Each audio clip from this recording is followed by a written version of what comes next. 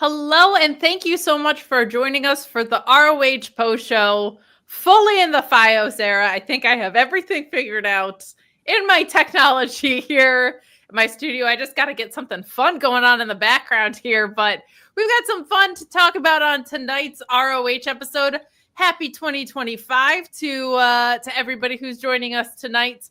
Hope you enjoyed your AEW Dynamite first simulcast era episode yesterday and had a safe and wonderful New Year's Eve as well. SP3 and I were just talking about how we were both kind of just keeping it low key this year. I have initial plans to go to a friend's house.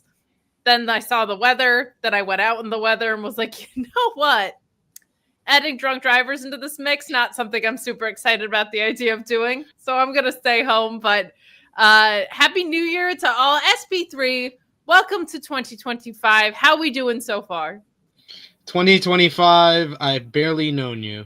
I am doing well. I'm glad everyone who's joining us. I'm glad Kate had a good New Year's Eve, New Year's Day.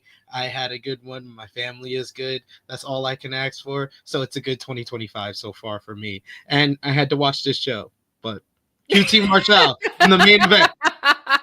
QT Marshall. Main event. QT. Look, if he sold out the Prudential Center, I mean, I can't argue that he should be in the main event, but a little sus that he is the one to win a proving ground match after we saw so many failed attempts previously from maybe talent that feels like they more realistically have a shot at a title, but maybe I'm wrong. Who knows? But we're going to dive into this episode.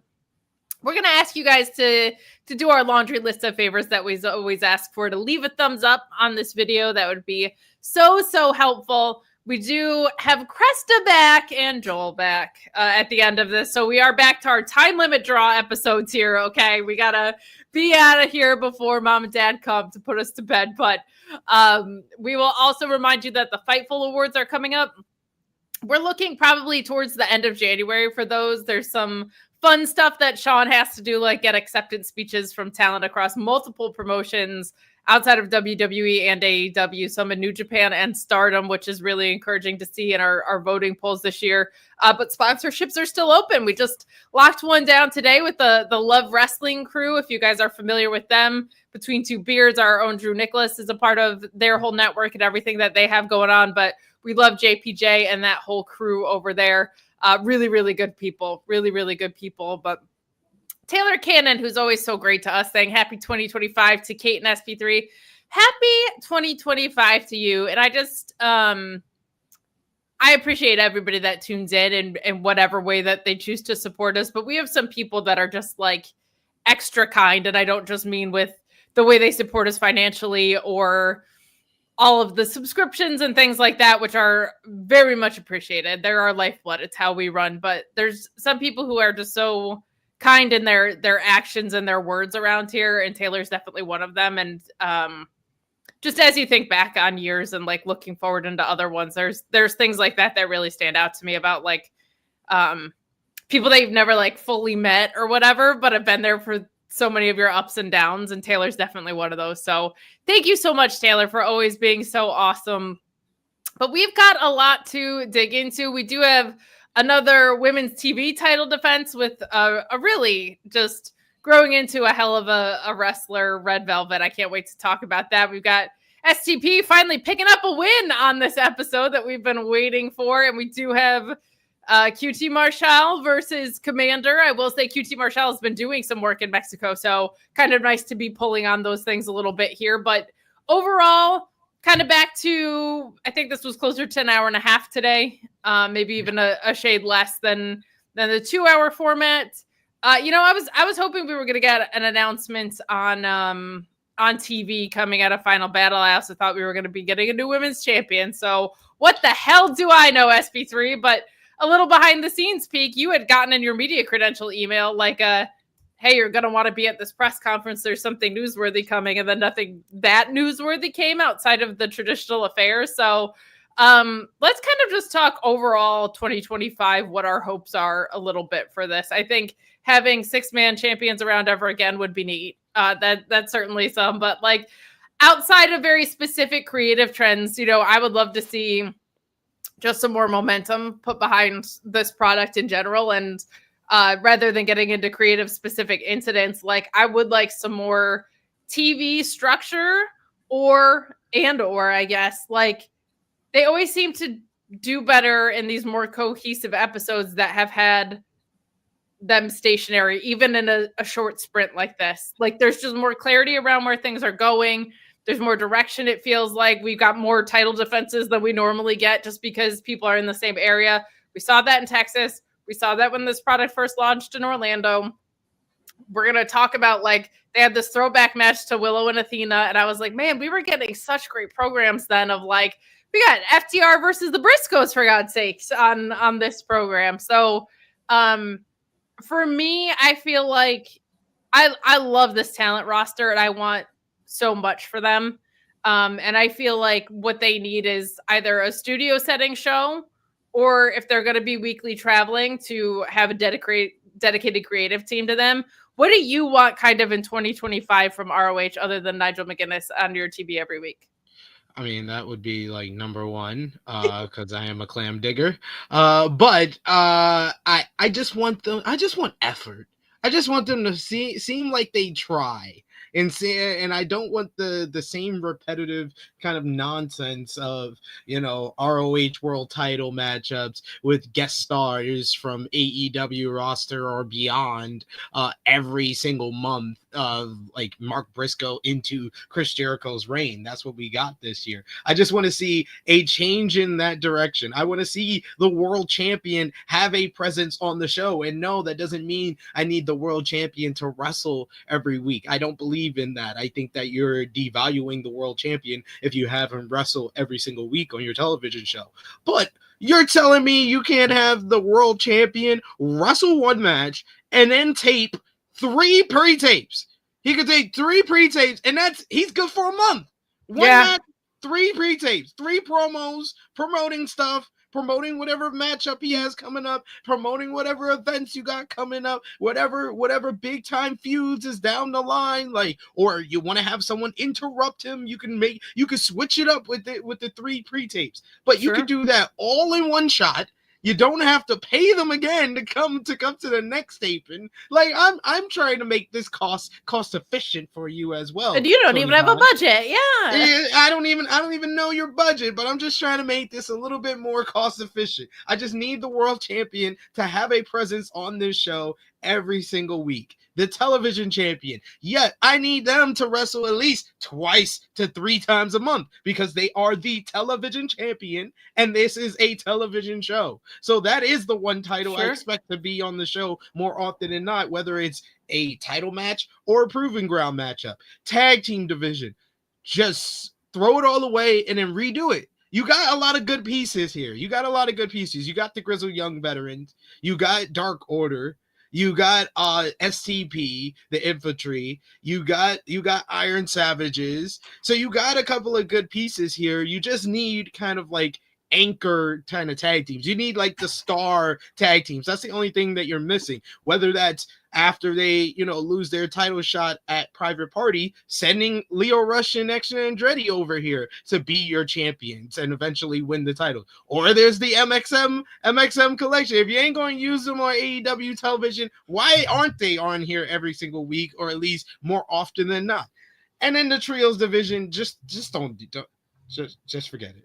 Just forget it. No, don't forget it. Do something with it, man. Just forget it. Just focus on one trios division. He can't do 2.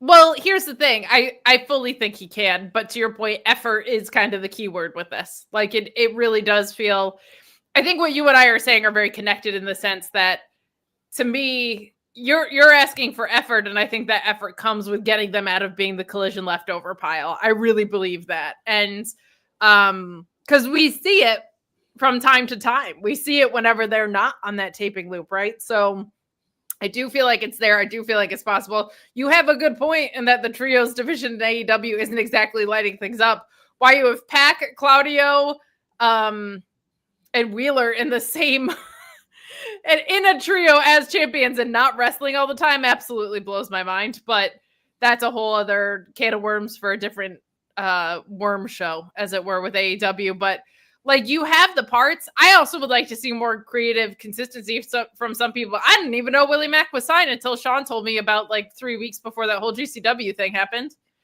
Because I've been wondering where Mercedes is, Martinez, not Monet.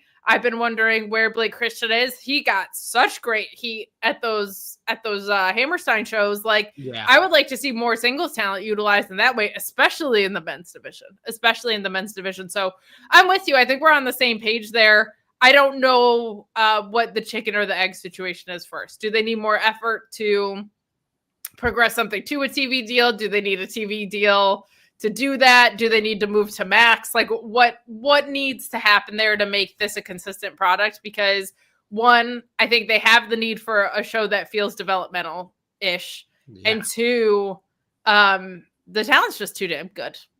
They're just too good. Like, we're going to talk about the Shane Taylor vignette that we got in just a moment from now.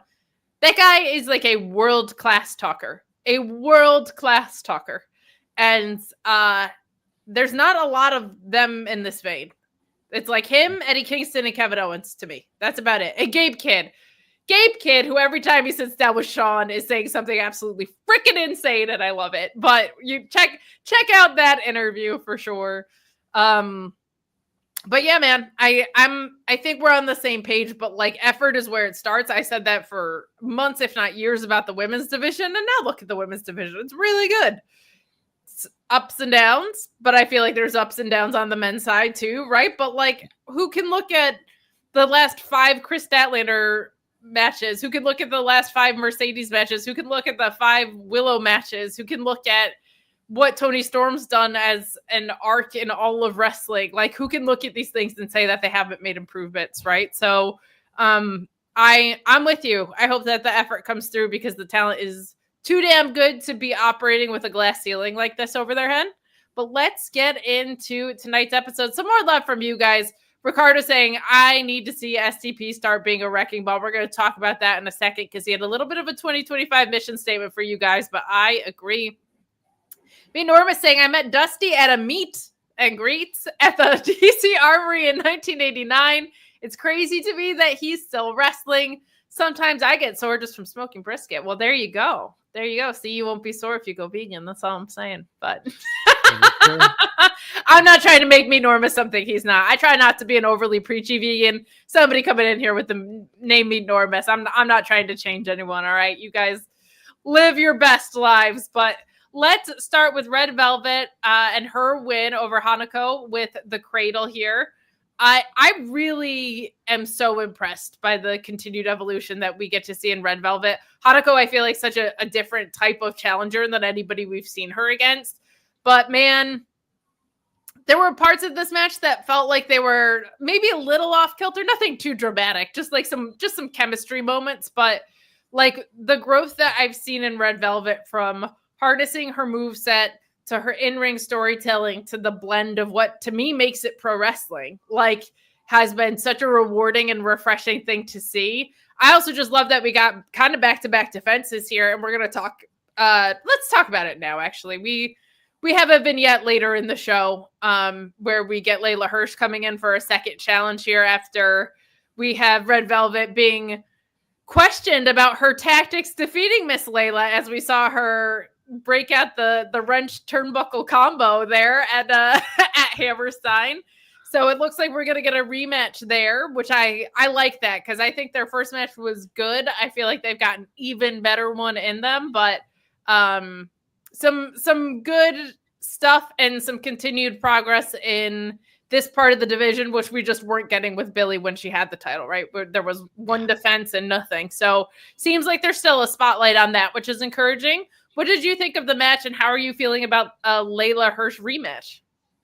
I like the idea of a Layla Hirsch rematch, and I thought that's where we were going with the finish, how we went down at Final Battle. As far as the matchup, I enjoyed this. I thought that Red Velvet is really kind of showing kind of her character work within the matches, and she's kind of putting in the in-between stuff, like taunting to the crowd, getting as much heat as possible on the matchup, and then building to the babyface kind of making their comeback. So I like how she's kind of made that smooth transition into to being the heel already after her turn at Final Battle. And Hanako, I like the fact that the crowd kind of responded to her. I heard that at Final Battle in Hammerstein Ballroom, you know, you could tell that she's getting over with that Stardom audience, and then is transitioning over here to the US because she's showing up so much. And now you hear that when she came out on this show after the matchup with Harley at Final Battle. I agree. It is cool to see someone who isn't regularly involved in a promotion be able to just step in and immediately get the crowd's attention. But those Hammerstein crowds were hot too. It's nice to see that was consistent through the ROH tapings as well, because those are some longer tapings. But me Norvis saying, "How dare you? I'm going to change you to Vig Norvis." How about that, Meet Norvis? Speaking of awesome people that support us, he says, "I keep Honor Club for women's wrestling." It really is, it's a bit of a double-edged sword in that I feel like both NXT and ROH, and I've said this before, so sorry if it's redundant, but like women's wrestling is at the forefront on both of those programs. And it's really cool because that's never been the case with ROH. Like women's wrestling was such an afterthought. No offense to the performers that came through there. Sarah Del Rey probably being one of the bigger standouts. Who am I forgetting? Who am I forgetting from? Not from Beautiful People. Who are the two gals? Madison Rain? No, not Madison. Ugh. Terrible of me. But the point is, even better, that like I can't even recall the more iconic women's wrestlers that came through ROH because it was such a de-escalated priority. They had like there was Daisy Hayes and Lacey. Oh, Lacey. She went the way of Jimmy Jacobs in the ROH division, I fear. But no, she was blonde. Oh my God, she was blonde. She had like a diva's look to her. She was pretty good. And she had a tag team partner who was brunette and like more athletically built. Now I can't think of either of their names. At some point, I'm going to set you off at a rant and I'm going to go look it up. But it's fine. Everything's fine. But the point being, women's wrestling was not at the forefront of ROH like ever. And we just never really got the presentation that it deserved. Probably until maybe Maria Kanellis was putting that tournament together before it shut down. Like we never really, like that had Roxanne and Willow and Trisha Dora and Max the Impaler. And it was like really, really well done. And then it shut down. And Angelina Love, thank you. Angelina Love and Velvet Sky. That's what I was thinking of. So we were kind of just getting that momentum going, and then the promotion shut down. You never know what that's going to look like on a reboot. And then it just kind of felt like Athena said, "It's mine for the taking," and here we are. Like, so that's been really cool. And I think there was in AEW now, the talent pool is so much deeper that I think, though I feel like you could bring Layla Hirsch up to the main roster tomorrow and she'd be on fire. But like there was some talent that kind of was still newer and needed to come along and get some more TV reps and things that needed to get rounded out a little bit more. So I think it's really, really thriving on the ROH side. I think it's like the men's division actually on both NXT and ROH are almost at detriments to themselves. Like there's the single side of stuff. I'm just like, I can't name you the next top 3 guys that would be contenders that you haven't already like gone through. So they need to straighten that out for sure. But it is very cool to see women's wrestling be at the forefront of any promotion, never mind multiple promotions for sure. But you've been watching ROH even longer than I am, Mr. I've seen every match that ever took place at Hammerstein. So how do you feel about women's wrestling being at the forefront? I like the fact that when you look at kind of overall with like the two developmental kind of brands in wrestling when it comes to AEWs and WWEs, it's primarily about the women's wrestling. You got what Athena's accomplished, becoming the longest reigning ROH world champion of all time. And you got Billy Starks, who's really evolved before our eyes over on ROH TV. And then you got the people that have gone through ROH, like someone like a Willow Nightingale and everything that she's accomplished on AEW television since being on ROH. So you have that kind of legacy within the kind of the Tony Khan era of Ring of Honor. And then you have the other people like from that last era of Women of Honor, like a Roxanne Perez, who's like one of the top women over in WWE. So like, and then Deonna Purrazzo, who's accomplished so much in like TNA, and then what she's doing right now in AEW. So there's so much history with like the women that have been through ROH, despite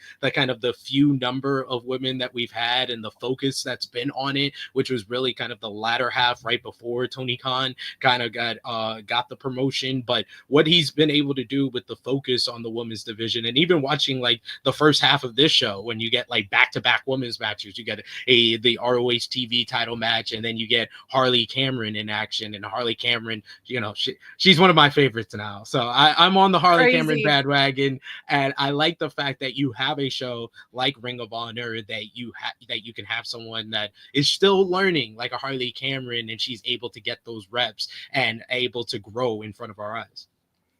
It's so crazy how quickly Harley Cameron has just like crawled up the list of one of just the most entertaining wrestlers to watch, and how quickly her in-ring came around to support that. But fully with you on everything that you just said there. Like it's very cool to see. And I like the NXT presentation is not always for me. The ROH presentation usually is from the way it is supposed to feel. But what I like is that regardless of your taste, neither program abandoned their presentation because it's women's wrestling. You know what I mean? Like, it's not like, oh, it's the women on ROH, so they're treated different. Like, no, they're just badasses, ring-focused stuff that happens in the ring. Wins and losses are driving stories, etc. NXT still very character-heavy on that side.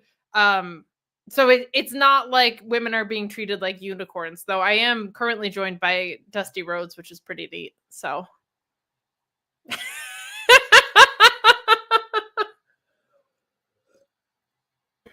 I had someone at my door, so I had to run to my door real quick. So that's why you had Dusty. You had Dusty. I was listening. I'm okay with it. I'm okay with it. Anytime Dusty Rhodes he's welcome around here, man. We're going to talk about his kid not long from now. So that is true. That is true. Before we do that, let's get into the Shane Taylor Promotions vignette. Shane Taylor, God, just, you need him to make something feel cool and important out of thin air. Here you go. He basically just says that the only thing people ever cared about is not how anybody really gets to the top, who they step on. But he said there's no warriors anymore, and that they were not running from anyone and would go into war against anybody who came their way. This is filmed incredibly well. It's kind of a mission statement for 2025 that no matter who against, by any means necessary, Shane Taylor Promotions is rising to the top. He looks like $1 million. The production on this is very cool. The production in both AEW and ROH has been on a way up kick. I don't know if it's that new Warner money coming through or whatever, but everything is looking great. I, while watching this, had 3 thoughts. Shane Taylor is cool as hell. Shane Taylor is rare as hell in what he's able to do. And man, I hope the booking backs him up at any point in his ROH career under the Tony Khan umbrella. Because I've seen this man challenge for title shots twice. I've seen him be auxiliary on the last pay-per-view, which is a crime. Shane Taylor should be on every ROH pay-per-view. And his team lose for no reason on the pre-show. Like, there's no need for the infantry to be losing on the pre-show. So in 2025, if Shane Taylor is going to be this fucking cool, and he's going to be this special and rare to make you just so captivated from before he even says a damn word, I'm going to need booking to back it up. But I loved this. This was it badass mob boss, but not corny vibes. Like really, really, really cool. I love what they've been doing. I just hope that they're supported by booking. Yeah, I feel like we're on a bad roller coaster where we're just going up and down. We're high on Shane Taylor. Shane Taylor does something great. He has a good to great matchup. and he always has great promos. And then you have this vignette that really showcases and kind of gives you kind of a vibe to Shane Taylor Promotions. And I like that type of stuff. Like these vignettes kind of reminded me of the Samoa Joe vignettes before he started feuding with MJF last year. Like they were kind of similar to that, but it felt like more fitting of the character of Shane Taylor. And he just looked like a boss. He looked like he was in charge of everything, and he gave us a mission statement for Shane Taylor Promotions that you can either get behind or you can be against. So I like that, and I like the fact that Shane Taylor is always able to get across his character for someone new that's watching. I think that if you have someone new that's watching the ROH product, they'll understand what kind of character Shane Taylor is just from this promo. I really like that you brought that up, because if I'd never seen Shane Taylor before, I immediately know what he's about right here. If I miss this vignette and I see him in the ring later and I just see him go to knockout Bronson, I'm like, I'm in, right? So a very good point, and that he's very easily, you know who he is right away. Yeah. And personally, I'm getting behind him because I don't want to get my ass kicked by Trish Adora. All right. I'm a big supporter of hers. We're big supporters of hers on the show. After seeing what she's able to do just on the apron tonight, I don't know. I'm not trying to cause any issues with Shane Taylor Promotions, but over 3,000 of you watching across platforms. Thank you so much for your support. We are going to remind you to leave a thumbs up on this video, to subscribe to our YouTube channel already, because you're gonna want alerts every time that Shawn interviews Gabe Kidd. Okay, he's just out here saying F Tony Khan. Man's contract is up, and he's out here saying F Tony Khan. Okay, I love it. But please keep those super chats like this coming as well. Meet Norma saying NXT and ROH's focus on women's wrestling can only be a good thing for the future. A lot of women are getting TV reps and showing out. Also, Harley Cameron, we're going to talk about her in just a moment. She's incredible. But yes, like you have to be able to keep cultivating all talent, but women's talent too. Like in a market where we're finally expanding and giving women more of a chance over the past decade or so, like you have to be able to develop who's next. You look at NXT, you've got Zarya there, Steph Acker there, you have Julia there, you have Roxanne there. Over here, you've got Queen Aminata, you've got Red Velvet, you've got Billy Starks, you've got Athena, who obviously has had the experience, but has completely reinvented herself. Like it's good. It's looking really, really bright, really, really bright. But I'll tell you what, I don't know how I feel about this. I don't know if I like Homicide coming back to lose at all. I understand he didn't need to win, but if your name is so badass, I can't put it in the title of the show for fear of getting demonetized. Like Homicide. Like, if you're that badass of a dude, it's hard for me to buy that Lio Rush and Action Andretti are taking down the Rottweilers here with Homicide and Rocky Romero.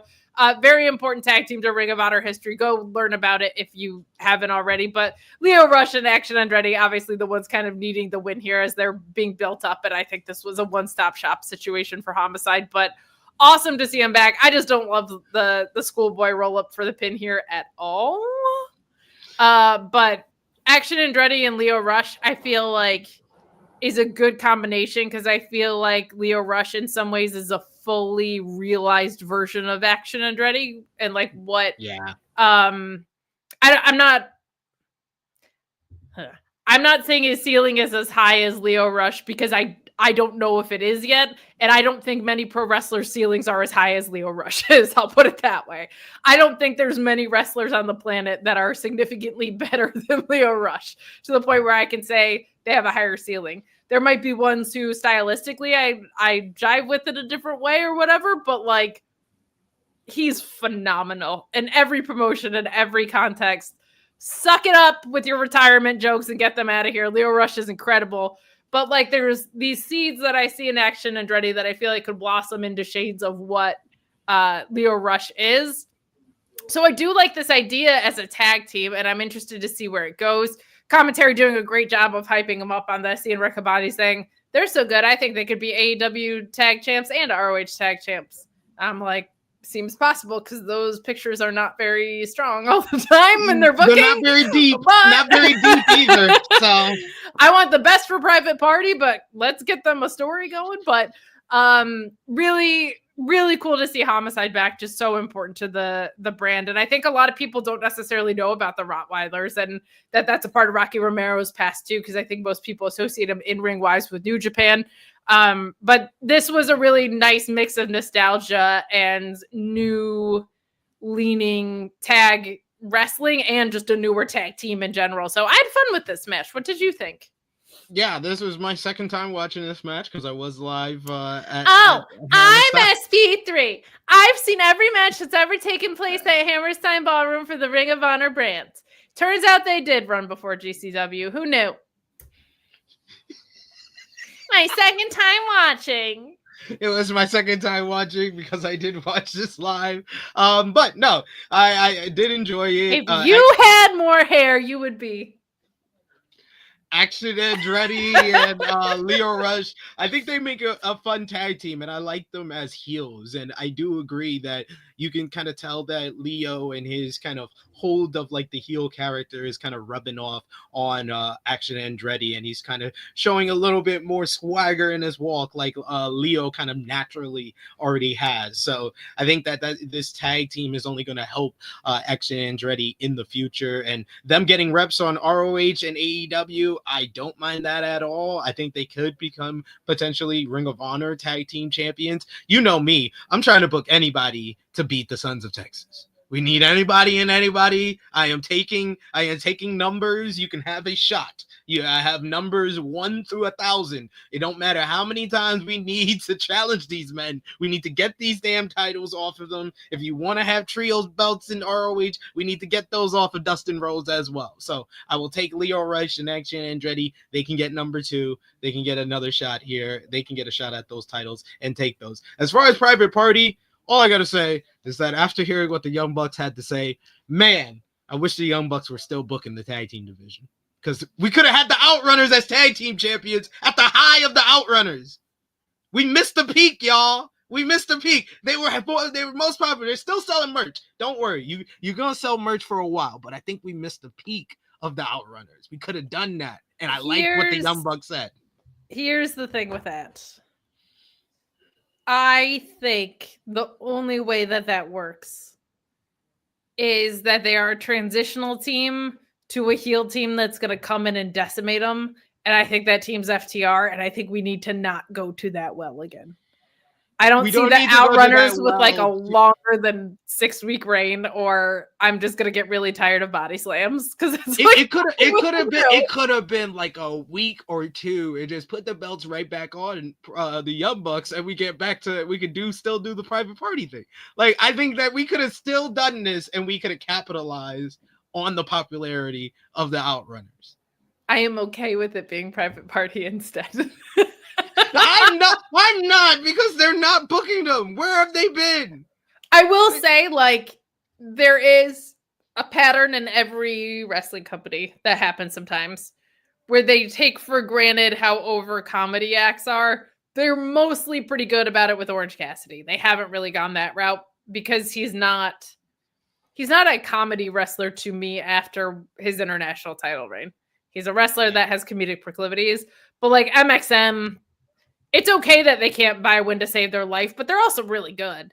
And the Outrunners like had all this white hot momentum. So sometimes wrestling companies, and I don't even know if it's a bad thing, but they just take advantage of the fact that someone's perpetually over and they don't back them up with any wins. So that to me makes it feel like, I don't know, people know I'm an MXM homer, but I think there's a significant difference between when a team has the in-ring ability that comes with Mason Madden and like the Outrunners wrestle to their gimmick, which is mostly body slams because it's 1990 in their heads, and that's fine, but it doesn't make the matches super interesting to me. No. So it don't make it interesting to me. I'm a person that loves Bryan Danielson and Will Ospreay and Kenny Omega. Outrunners are not that entertaining to me. But if something gets over, you have to I agree. That I agree with. Capitalize it on it with big wins, and they got wins per se. They beat the GYV for no reason. They could have beat the Young Bucks. They could have beat the Young Bucks and then had the Young Bucks just win the title back, still done the private party thing, and not booked them on the show. We could accomplish all. I'm saying we could accomplish all of these things if we would have just gave the pen a little while to the Young Bucks for the tag team division. I'm okay with wrestlers not booking the divisions they're in as well. I feel like that gets really dangerous. I mean, it does. It does, because you can either go one of two ways. They either book themselves to win all the time, or they book themselves to lose when they're not supposed to, Cody. But what AEW did, I am referring to it as the Outrunners got Otis'd. Because that's what Triple H did to Otis this year. You know what? Otis was They did that he was Otis. white hot. He was white hot this summer. You know what was so weird with Otis was they were like, we are also not going to give you the catharsis with Chad Gable either. Like, they didn't even really properly give them, like, he didn't even get to destroy Chad Gable, never mind beat him or pick up any momentum. He pushed him, ladies and gentlemen. If you forgot, he just pushed him. That was it. That was the breakup. That was the breakup angle. And all the people that was coping, was just like, oh, you guys don't worry, that's not the real breakup. They're building to the real breakup. And we're like, let me tell you what they didn't do. They now have like a transfer portal setup match on Raw this past week. I agree with you. There should have been some capitalizing on the Outrunners if they weren't going to follow through with the title. But we will see what's to come for this tag division. You are like a guy holding out tickets for deli meat. You're just like, anybody come beat Dustin and Sammy. Just anybody. Anybody. Number 94. What's that? The Righteous? You're next. You're calling on anybody. Come on now. Well, we do get this vignette from the Sons of Texas, and I liked Dustin's half of it a lot. I felt like Sammy's kind of struggled. Like, I don't know. But Dustin says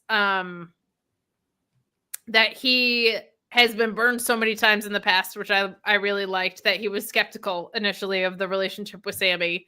But when he saw him come out in those the Rhodes tights, which I thought were good, the deathmatch tights, he knew that like Sammy was locked in and trustworthy and reliable. And in a kind of roundabout and wordy way, Sammy basically just says, yeah, I have your back. I have had your back so far. I'll have your back in the future. And I just, I need some fire from Sammy out of this title reign, because I still feel like I like his in-ring work a lot. And I actually think he works way better as a babyface than people give him credit for. But like as a character, I'm like, you came back as a dad. And you're from Texas. We don't really have anything else. And he hasn't had a lot of promos to kind of establish that. He's been mostly doing in-ring. So that's cool. But I just want to see more. I just want to see more out of him. He does say, I'm not that kid that had a panda on his head or whatever in the beginning, which that I kind of liked, of like acknowledging where he was. But I still am kind of like, who are you, Sammy? I still want to know who Sammy Guevara is as well. I mean, Sammy's never been the best promo, but it does always feel like he puts more of an effort into showing some type of creativity or some type of character when he's a heel more than when he's a babyface. He thinks that when he's a babyface, he can just be himself and be likable because people like him in real life. This doesn't always work in wrestling. I'm sorry. I've seen very likable people. As Adam Cole, the most likable person from everybody I've talked to outside of wrestling, he's a better heel than he is a babyface. Sure, it's what it is. It's like you could try to be yourself, and you're gonna be a babyface to a couple of people, but you're not gonna be as over as you are when you're playing a character. And I think that's what Sammy needs. But I hope you are right that we do get some fire from this reign, because I do like the characterization with Dustin kind of viewing Sammy as like a little brother to him, and he's kind of like trying to put him back on the right path in this little return that Sammy's had since coming back. So I like that characterization between the tag team here. I'm starting to connect and understand their character. I still don't want them to win. I still don't want them to be tag team champions. I'd rather have, anyone be tag team champions. Okay, it doesn't matter who. What if I told you Texas? Huh? What if I told you I prefer the Premier Athletes? I do too, because I'm a Josh Wood stan. Me and Norma showing out with the support despite me trying to turn him vegan. What a guy, saying, I feel like Dark Order should at least have an ROH 6-man titles. They're over AF everywhere that I've seen them. Outrunner should absolutely be transitional champs. They gave the Acclaimed a run. Exactly. They gave him like a 6-month run. It's a 6-month run. Like that killed the whole act. That act has not been as over because you gave it to him 6 months. It was supposed to be could have been a transitional reign with the Acclaim. The Acclaim was a funny thing. It was cool for a minute amount of time. You gave him a 6-month reign. You're telling me the Outrunners couldn't hold the title for 3 weeks? But the thing with that, I'm with you on the Outrunners winning them if they have the right person to transition to. My thing is the right person to transition to is FTR, and FTR has so much value that doesn't always have to be wrapped up in the tag titles. So that's my thing, is who they hand them off to. Granted, there are plenty of teams that they have not taken advantage of that they could hand them off to, right? So I'm with you on that. I'm with you on that much. Black Throne. Kings of the Black Throne would be really, really fun. Honestly, if the timing was right and you had the Murder Machines be the ones to just demolish the Outrunners, that would ruin people. That would ruin people in the most appropriate heel way possible. But totally with you on the Dark Order. I miss them having creative direction on my screen. Like now that they're posting all the old, it's a 5-year-old company, all the old stuff from AEW up, like AEW, Dark Order was an important part of what they were doing, and they just kind of have fallen into the background, sadly. But we will move along here. That promo that we were talking about with Dustin Rhodes and Sammy Guevara is them calling out House of Torture, specifically Show, who's It Breaks My Heart is in there, because you know how I felt about Roppongi Vice. And who, Kanemaru, I guess? Yeah. Yes, Yoshinobu Kanemaru and Show. So they're versing a junior heavyweight tag team. That's how much New Japan cares about the Ring of Honor tag team titles. They sent a junior heavyweight tag team. Not even a good one. They have very good. The junior heavyweight tag team division is better than. It's actually quite good, yeah. They have like a half dozen good to great tag teams, and they sent us the worst one. They was like, we'll give you the worst one. Here is Show and Yoshinobu Kanemaru. He is still good. He can still deliver when he has to, and when he doesn't have all the rest of the House of Torture getting involved. But Show is not the person y'all remember for Roppongi 3K. He got kidnapped and he started hanging out with the goth kids in the back of the Rite Aid at the corner, and he's smoking cigarettes and doing crack in the background, and he's stealing. They're the goth kids from South Park. Conformists. That's what I used to say about the Judgment Day, and it's still true. Oh man, House of Torture. This is like my nightmare match. This is a nightmare match for me. Sons of Texas versus House of Torture. The act that I hate the most from New Japan versus the act that I hate the most from Ring of Honor. Thank God it's on the pre-show. But it's your bathroom break. It's your walk your dog match. Exactly. Is sniffing in my lap. Yep. I'll have a break in between the end of Collision and the start of Wrestle Dynasty. I don't need to turn it on for the pre-show. So. They said, you're not going to promote our event on any of your stuff? Fine. We're going to send you House of Torture. Here's the worst match on our show. Here you go. Guys, get in your super chats. If there's anything that you want to talk about, Wrestle Dynasty or Wrestle Kingdom wise too, there's so much crossover there. I know there is a post show. I don't know what the deal is with it yet. So as of now, it is going to be myself and Rob Wilkins on Saturday morning. We'll be doing a post show for Wrestle Kingdom. So we have that. I don't know. We might have more people join us. Who knows? But for now, it'll be me and Rob Wilkins. So I'll try and find a way to get some sleep before then. We got to get Lyric on here talking some Japanese wrestling because she is Absolutely the best. So I'll see what we can do. She might be there. She goes to Japan sometimes for this stuff. So I have to. I don't catch know up on if I've seen her over there. It's like fun and also jealousy inspiring to see like who's going over. All my wrestle purist friends, Charlie, Catherine, I see you over there in Japan. Yes. Shout out to Sanal from Studio Beach. She's over there. So the We Work Stiff guys, I think, always go over there too for Wrestle Kingdom. Some really great content creators outside of Fightful that you should be checking out for some of your New Japan stuff. But you are now a believer in Harley Cameron SP3. Oh, I've been on the bandwagon. I've been on I honestly can tell you it was a match with Timeless Tony Storm last year where I was like, wow, I thought going into that match. No, it was that match and the match against Mariah May last year where I was like, oh no, this is not going to be good. She hasn't wrestled much. Mariah May is still getting used to AEW television. And then they went out there and they had a solid match. And I was like, wow, she's a lot better than I thought she was. And then I've been on the bandwagon ever since. I'm towards the front. I'm towards the front of the bandwagon. Towards the front of the bandwagon. I like that you've called your placement on it. I hesitate to say this because I don't want it to get interpreted a certain way. But when she was right there with Britt Baker was one of the matches I noticed too. And what impressed me about that was Britt had just come back, right? She was just coming back from this injury.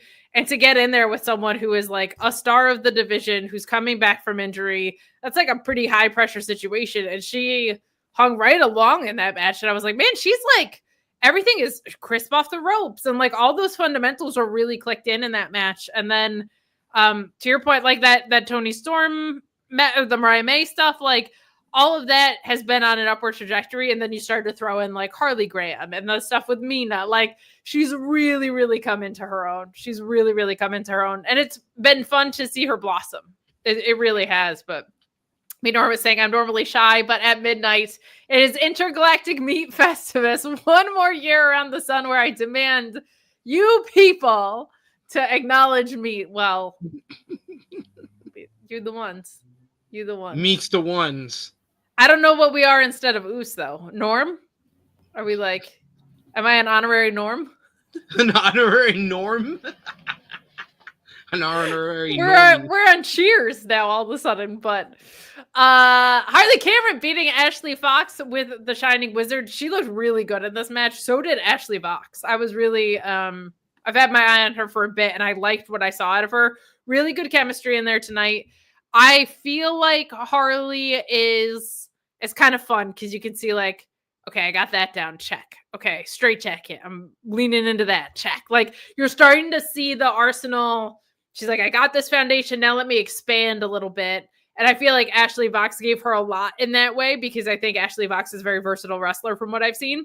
So she's had some longer match times now too. Like she's starting to grow. And it's one thing that's always fun about watching ROH and NXT as well is like when you get to see wrestlers evolve because this is where they're given that space to do so. And Harley's been back and forth programs wise, but it's so rewarding because you're like, oh, this is so cool. Like I'm getting to see week over week all these improvements. At least for me, I love that. So some good stuff here. This was a really solid match. I really like the way that at these Hammerstein shows, she's a little bit more grounded in the presentation. Like she's still very fun and very entertaining to watch, but like she came to Hammerstein to wrestle a little bit more than to be silly and also wrestle. So I just appreciated that. It's like, no, we're going to keep that part of it at the forefront as well.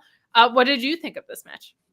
Yeah, she's still able to kind of play up her character, play up her humor, but still like kind of like you said, try new things in the ring. So I think that she was in there with the right opponent. Ashley Vox is someone that I've seen kind of on the independent scene over on the East Coast for a long, long time. Sea Stars, her and Demi Esso made a great tag team on the independent scene, especially when I was going like the late 2010s, early 2020s. Yes, it was a very long time ago.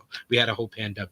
Um, but yes, I remember them so well, and I feel like she's someone that would do well on like any of these promotions, whether it be a TNA or ROH and AEW or WWE. She's someone that has a lot of talent and should probably get another look from these bigger promotions. But Harley Cameron, I just enjoy anything she does. She's just effortlessly entertaining. That's the best thing that I could say about Harley Cameron. I'm going to continue my conspiracy theory that she's in some way related to Harley Graham. She looks like her. She looks like her. We shouldn't spread this type of misinformation, you know what? Online. We You're might right. get in a little bit of trouble. So. Where do I work? That's just true. I should be keeping this in mind. I don't mean to spread lies. Yeah. I just feel like there's something there. I gotta investigate. But Shame Monster saying TMG Kate 7 Mary SP3. First week off the Honor Club, feeling fine so far. No shakes yet. But I did hallucinate Point Sisters last night before Dynamite. I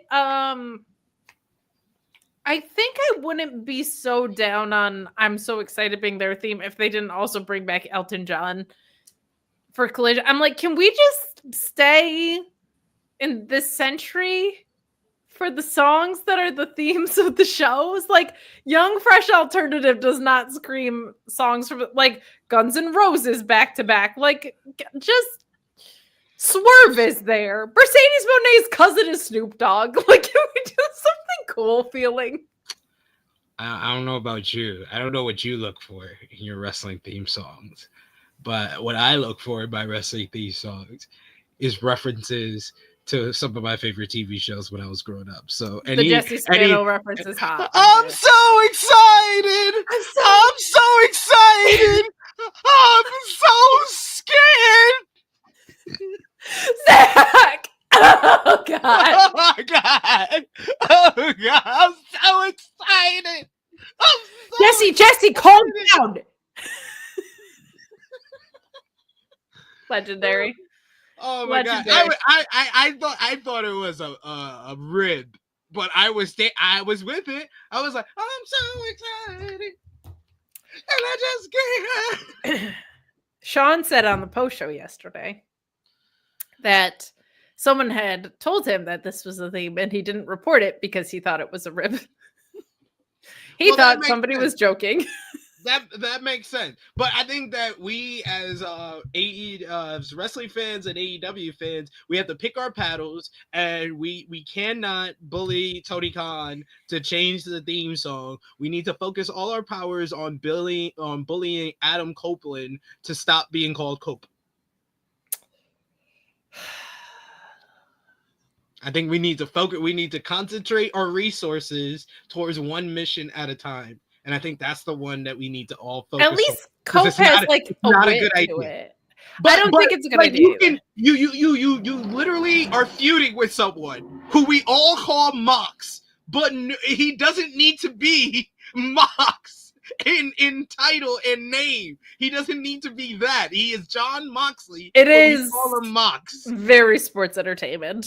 It is very sports entertainment. I will say that much. Not for me, but I guess I'll just have to cope. Like, that's where they're going to get us. That's where they're going to get us, is we're going to be saying that, and we're going to be thinking of that. The best response that I saw yesterday, Kate, and you can confirm this for me because I wouldn't be the expert on this, but my friend, shout outs to Chase Oliver, he says that Cope sounds like the white version of Unk. So on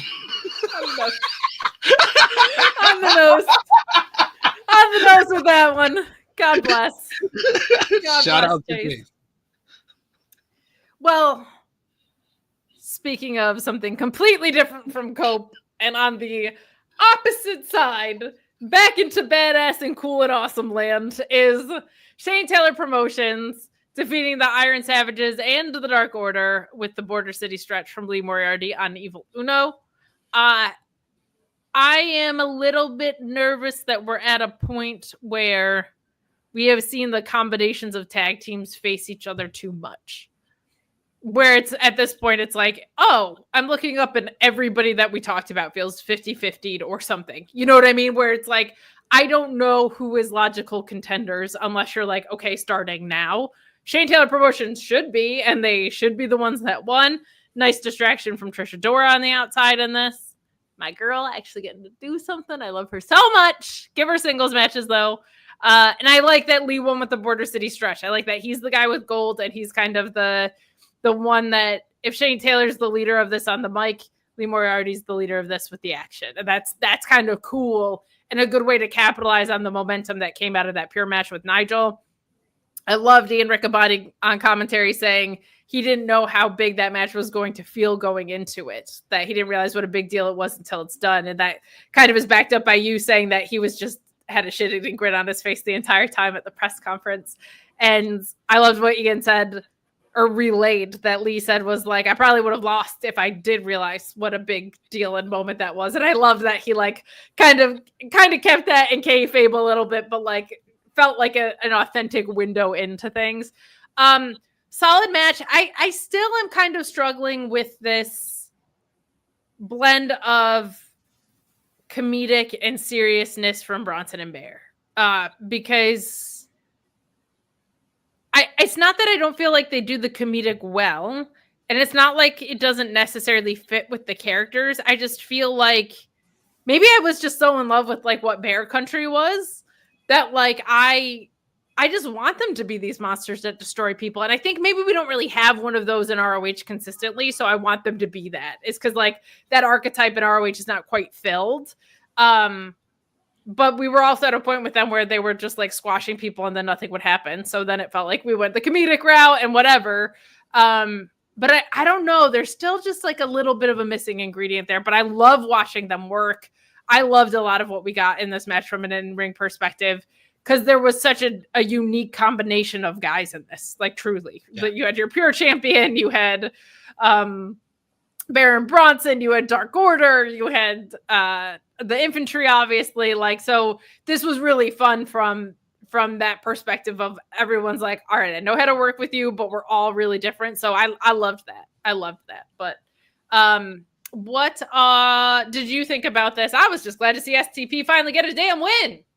That's all I can ask for. That's all I can ask for. Am I going to remember this? Probably not. This was just fine. It was kind of there, but it was the right decision to have SVP get the win. I thought that they did a great job of putting over Lee Moriarty with the way that he put the Border City stretch on Alex Reynolds on the outside before he got the win in the ring on Evil Uno. So it just made him look like he could have washed everybody on his own. So I like that. I like that they're putting over Lee as kind of like the star of the Shane Taylor Promotions as the pure champion. As far as the Iron Savages, they just feel, to me, their act just feels like a less over Premier Athletes. Like I said, I think the best thing I can say about Premier Athletes is that regardless of how many times they lose, they still over. But I think that Iron Savages has hit the point that they've lost so much, they're not even over. And in him doing the same kind of stick that he always does here just confused me, because I was like, wait, you guys are cutting, is this like a 3-way matchup? Like, oh, it's an 8 tag. Oh, you're with the babyface Dark Order? Wait, what? That wasn't a babyface promo that you just cut? What is going on here? Well, I was very confused. Don't know what Dark Order is. Like their faces one week, their heels the next. It's very frustrating. It's they've been on the right path of being baby faces since they. That's true. I guess for a few weeks. The whole Death Riders storyline at the beginning of that storyline. Since then, they've kind of been baby faces on ROH as well. So I've liked the consistency because they have felt like the Big Show of tag teams. John Silver being in the same like breath as Big Show is pretty fun, not gonna lie. But we do visit back to our flashback match. I will say you can't have matches that need this much time comparative to the rest of your program as your flashback match, I think. Like this was a longer one and it's amazing and I loved rewatching it. But when it's like the flashback match can't be 30% of your show. You know what I mean? Like that feels weird. But this was Athena defeating Willow, I believe, for the second time. Yes.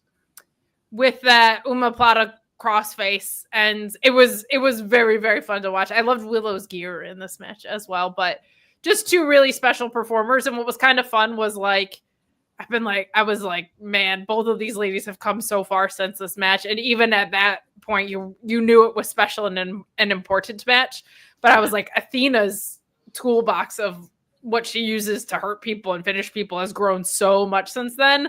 And Willow has just blossomed so much just in totality, I feel like, as a complete wrestler and who she is and what she's been able to accomplish, like the deathmatch side of her and all just everything that we've gotten from her, both matches with Mercedes Moné and stuff like that. So that was really fun to look back at. But I think my main takeaway from rewatching it was just like, oh, Athena's like, she was cooking at this point. And even since then, she started using so many other holds and more vicious things. And that was fun. It was kind of fun to see that checkpoint in her journey on her championship. Did you watch this or were you like, I'm going to eat dinner? I've seen this match. No, I did rewatch it. What I liked the most about rewatching it is because I remember this match being excellent, and it was excellent once again rewatching it. But I love the callbacks to all the past ROH women of the past, like Mercedes, yes. Athena using the Mischiefs finisher, which is like a pedigree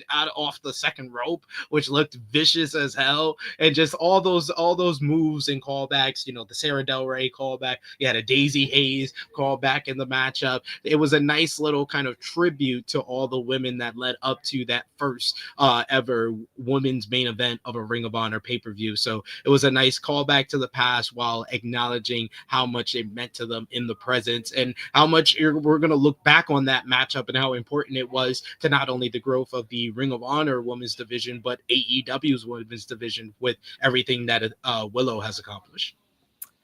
I heard a credible rumor, and I'll tell you this on air because I feel like it's a nice story. So, a credible rumor that this was also Pac and Claudio.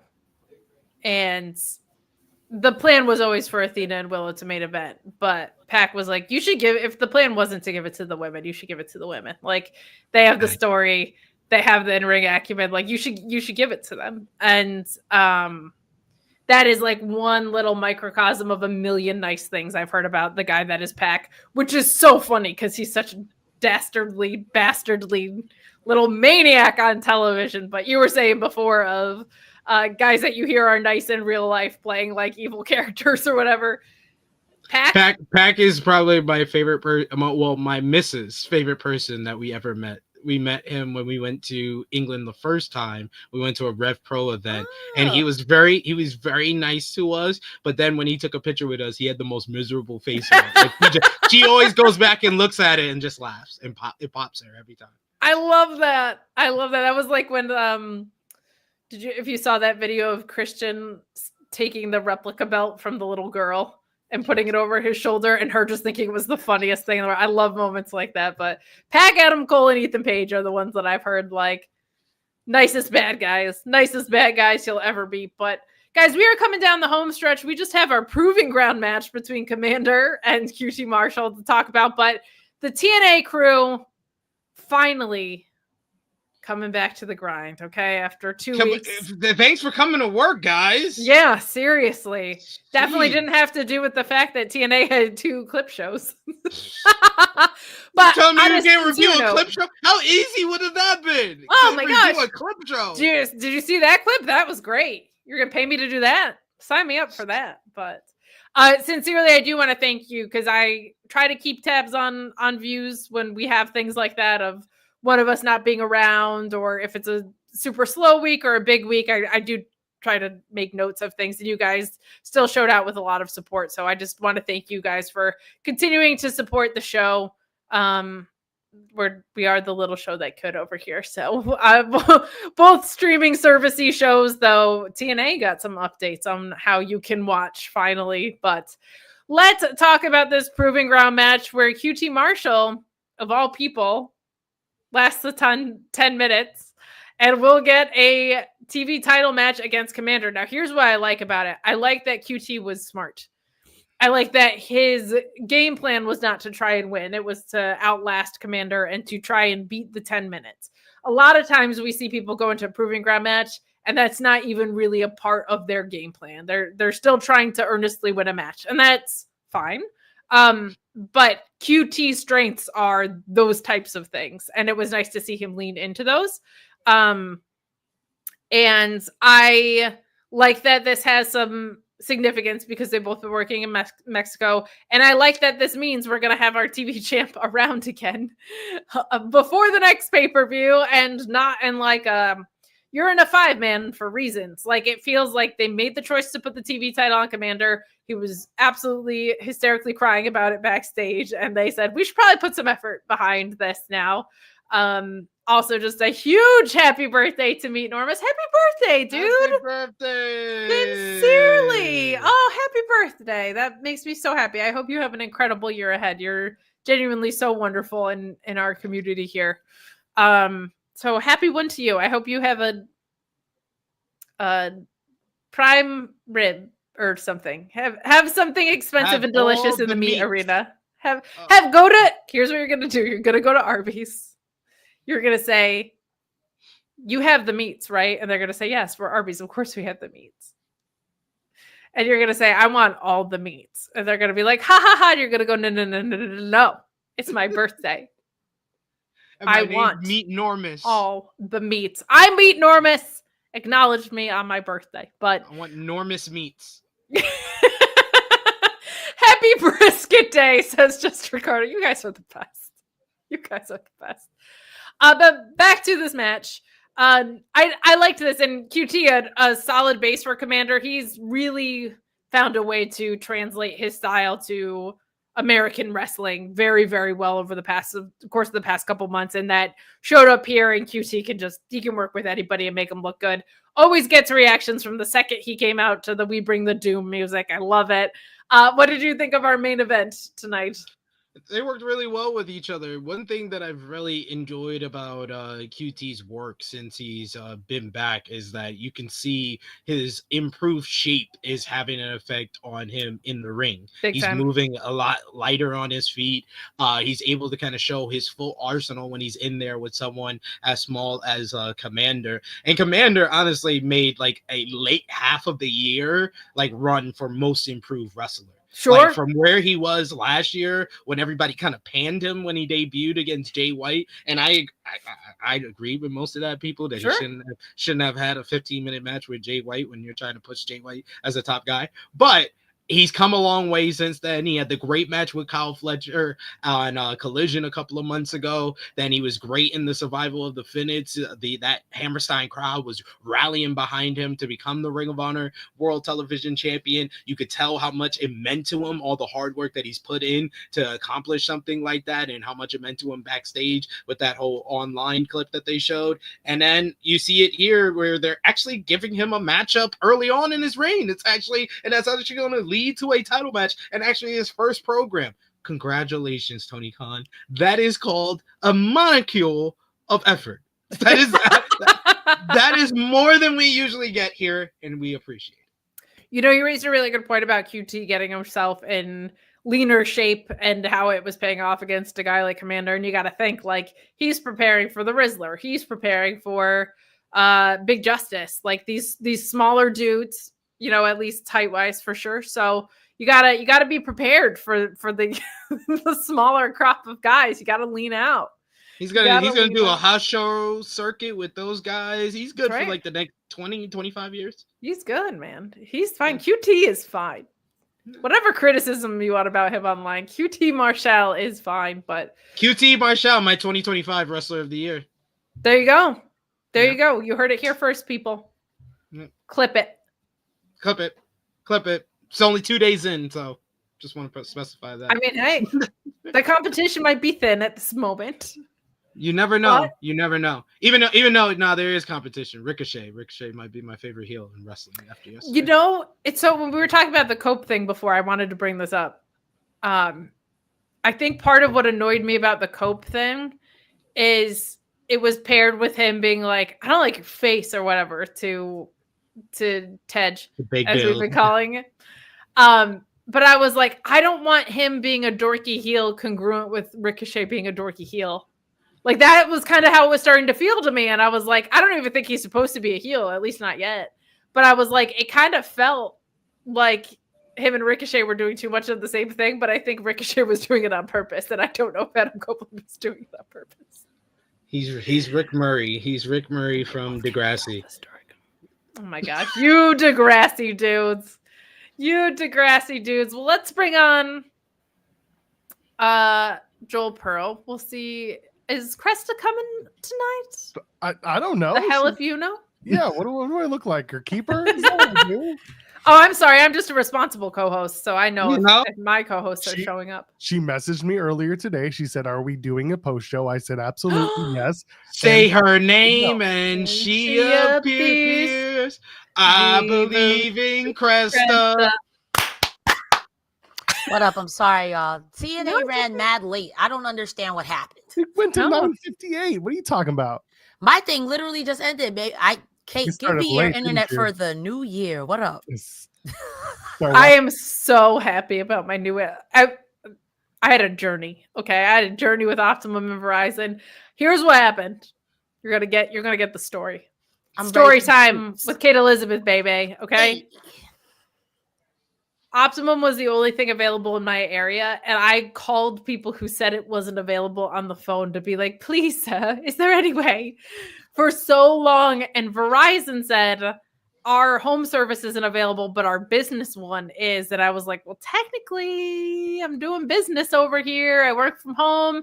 And they were like, well, no, but we'll see what we can do. And they went way out of their way for me to make that happen. And I told them, hey, just so you know, there's no other options in the area. And I know Verizon used to run in this building because I see the old setup. Like there's a piece of the old setup still in mine, and my neighbor currently has it. So I was like, if you guys just run service again, you'll probably get a whole bunch of people switching. And they were like, that's actually great to know. Thank you. And like a week after I got my kit for the Verizon business, I get an email that's like, we're now available in your area. And I was like, come on, you gotta be kidding me. So I called them and I was like, listen, I don't try to throw my weight around, but I'm pretty sure the only reason you even made it available was because of me. Okay. The timing is too coincidental. Can I switch to the home service? And they said yes. So, but we now have stable internet so far, knock on wood. God bless. Happy New Year to me. But, Cresta, it looks like Sammy Guevara old school over there. She's got the panda head on. I would like to believe I'm a lot cooler. Shout outs to Sammy Guevara. Oh my goodness. Throwing shade and love at the same She's sticking her tongue out like Sammy. There you go. Megan Thee Stallion. Cresta the Otter, Megan Thee Stallion. We love that. We love that. Me Norma's saying, wait, Kate has good internet now? No way, bruv. Happy birthday to you. You can actually see me a little bit, but let's not talk about it too much more. It's too delicate. It's too beautiful. But how was TNA tonight, guys? 1 month old. I will give a more nuanced answer since I see Joel is still in the holiday spirit. On the one hand, great wrestling all the time. Ace Austin in a singles run? Yes, please. On the other hand, 2 matches. Joel. That could be if he has 2 more singles matches, that could be another 6 months. That's a hell of a run. You're a mean one. Out here being like, you're on the singles run of a lifetime. And I'm like, I said he just started, yo, bro. Joel, let him have this. Let him have this, bro. Let him have this. Title shot at pay-per-view. Y'all see what I work with? Ricardo says you're a lot to process on the cute meter. Notice who is not getting chats like that. That would be Joel. Joel is not getting chats like that. Happily married, happily have a kid at home. I'm good. He's a mean one. Ebenezer Pearl. Okay, I'll just read the messages I get tomorrow. Well, I thought TNA was fine until the end, but much like Thanos, I knew she was inevitable and she was The coming, ending so. was hilarious. They did all of that, and then the final shot is the Elegance is in the ring lifting up the Knockouts tag titles as if nothing happened. You know, see, me and Joel are on different ends of the spectrum because by the end of the TNA, this was me upside down. Like, what did I do? Why did I get this? Oh, how did trust me. I? Everything that led up to it was absolute horseshit. We haven't talked about Tessa on our TNA show since the news dropped and she returned, but we'll get into it tonight. But just Kate said, "That's my cue. That's my cue. I gotta get the hell up out of here. Stable internet be damned. It's unstable right now. I'll tell you that." Oh no! Oh god, guys! Oh, did you mention Tessa? Oh no, I'm breaking up. it must be that nuclear internet she's got. Nuclear. You know, that's not her favorite. SP3, 1-800 SP3. Bro, that was I can't even.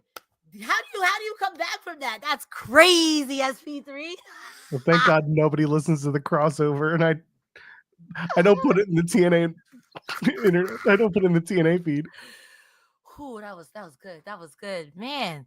That's a good way. Where's my Sprite? It's gonna be a good show. Ain't nothing gonna top that. I'm going home. Good night. I'm going. You know what? Actually, guys, thank you so much for being here. Feliz Navidad, Prosperos Años, Felicidad. We out of here. Nice to see you. Have a good life. Oh my God. Happy New Year, Joel. New Year, same shenanigans. Oh, for how long?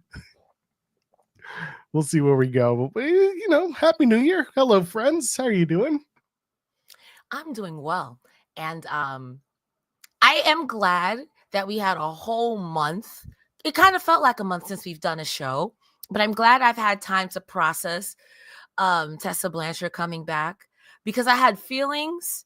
And then it's like the 7 stages of grief, or how many ever stages. I've went through all of them. So now I can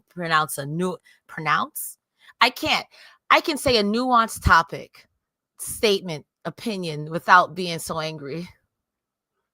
Cresta star, ladies and gentlemen. She has a good handle on English. Yeah, I'm sorry. It's still horseshit. Oh, no. I agree. We agree. Oh, good. But here we are. Let me get our action. I slept. I went to bed. Listen, I've made no bones about it. This wasn't my favorite year, 2024. So I'm looking forward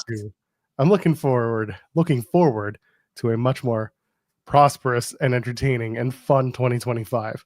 TNA, you've got 3 weeks to prove it to me that I still want to be watching your 2025.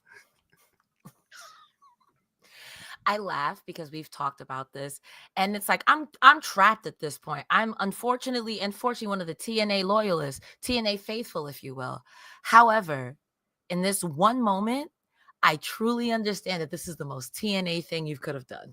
I get that in its entirety.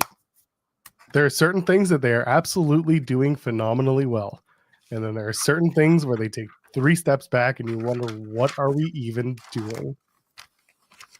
Man, it's okay. We all get got. I almost got today. Before we start our show, let me tell you guys how I almost got by a troll account on Twitter because of my little brother. Don't even worry about it. Don't worry about it. Here's all I'm going to tell y'all. You don't have to talk about what it was because it's stupid. Just look at the handles. If they are misspelled, they are fake. If they say they are a parody, they are fake. Block them and move on. And that way you're not asking questions about stuff that's never been reported and never been enough. My little brother was like, this happened. And I was like, yes, wait, no, I don't see nothing. And Joel is like, girl. Because listen, I love our select fan base. Our Discord is fantastic. Fightful Select, best $5 in the business for the next month. After that, it's going to be the best $6 in the business. Lock in now. This is your official promo. It's going to be $54 a year if you lock in now for the year before the end of January. After that, it's $6 a month or whatever, but I think it's $64 a year. Regardless, someone in our Ask SRS feed, where you can ask Shawn any question outside of our regular Q&A session, asked Shawn, hey, any credence to this particular news? And I'm not bringing it up because I don't want to give it relevance because again, it was a fake account and someone got, you got gotten. It happens. I got my little brother baited me and I didn't do my research. And so I said, like, it's a fake account. You can see it. It's clearly, clear as day. It's fake. You do look at begging you, look at the handles. Just spend a minute looking. And then that person's like, well, it was still interesting and I still want to bring it up. I'm like, well, why would you want to bring it up? Because it's already been shot down. It's not happening. It's not real. There's no credence to it. So what is there to really bring up? Leave it alone. So, well, that was my new year. And I'm ready to talk about TNA with you guys for the new year. Are you ready, Joel? let's get to it. And a 1 and a 2.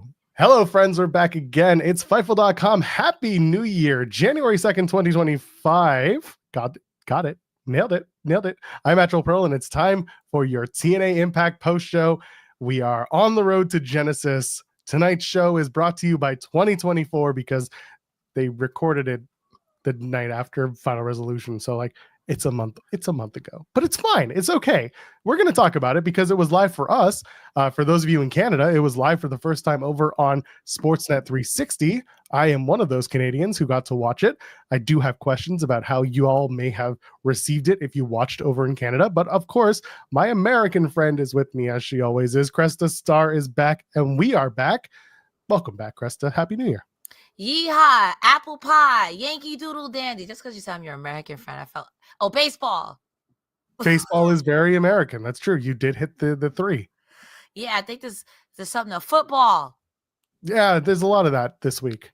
Yeah, kicking stuff. Not UK football, American football. Touchdowns. Yeah. Yeah, 7 points. 6.6 Field goal. Field goal. Something, I don't know. Hi, it's me, Cresta Star. I have missed TNA. I have missed you guys. I can't wait to discuss the highs and the lows. And it's wrestling, so get into it. Yes, and you can get into it by, of course, leaving a thumbs up, a like on the video. If you saw your little thumbs up bar kind of sparkle right now, it's because I said leave a thumbs up or a like on the video. So go ahead and do that. And of course, subscribe to us here at youtube.com/Fightful and FightfulSelect.com. The best soon to be $6 in the business, but you can still get it for $5 or $54 a year if you lock in now before the end of January when the price does go up by $1. Subway did it. We can too. That's all I got to say about that. Let's talk about Impact. Overall thoughts before we dig in. I mean, we didn't have a chance to talk about the elephant in the room who made her appearance very well known, and that is the return of Tessa Blanchard to TNA. That news dropped just before Final Resolution. I've given my thoughts over on In the Weeds, our sister channel's morning show over on Fightful Overbooked. Y'all can see it there. Plenty of talk there, but Cresta, you and I haven't really discussed it. So your thoughts. She's back. Here we go. Wah, wah, tomato. That's the most nuanced answer that I'm going to give. I mean, tomato. It's been a month, and I feel like a lot of people are just stuck. And that's how it is. We're just stuck. All I can hope for is good matches, but I already know what I'm going to do. I'm going to treat it like I treat anything else that I don't want to watch in wrestling. I'm going to close my eyes and summon Cthulhu. And he's going to eat Tessa? No, he's going to eat my brain and give me more brain worms. I'm just going to get the brain worms, you know. Me and RFK got a lot in common. I was going to say the RFK special. The RFK special. You're going to drop a bear in Central Park while you're at it? There's a joke there, but far be it for me to say it. Oh, you stay away from those areas, Cresta Star. I believe that you can. Nah, it wasn't about the bear. Oh, it's not those bears. It wasn't about the bear. Yeah, all right, that's fine. I'll keep my jokes to myself. Yeah, that's all I have. Something people are allowed to change. Something. I don't care though. something. She's never proven that she's been apologetic throughout the whole thing. I've given my thoughts. Like I said, I'm pointing you over to In the Weeds. If you really care and you really want to hear it, I have given plenty of conversation. We spent 45 minutes to an hour talking about it. Jeremy and I did. Check out the history or the lack thereov when it comes to her post TNA run, or things that were expected that were never done. There's plenty of that. And do people deserve a second chance? Yes, but people deserve a second chance after they show that they have genuine remorse and give any sort of apology. And there has not been one.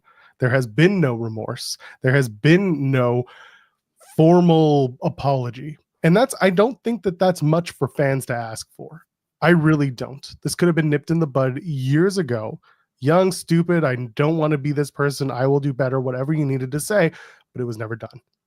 And for everyone who's going to say, this is, oh, well, the stuff with La Rosa Negra, she got over that. No, she didn't. I will once again give a little bit of a refresh. La Rosa Negra, by the way, yes, Ricardo's saying accountability is the word. Absolutely, that's the word I'm thinking of.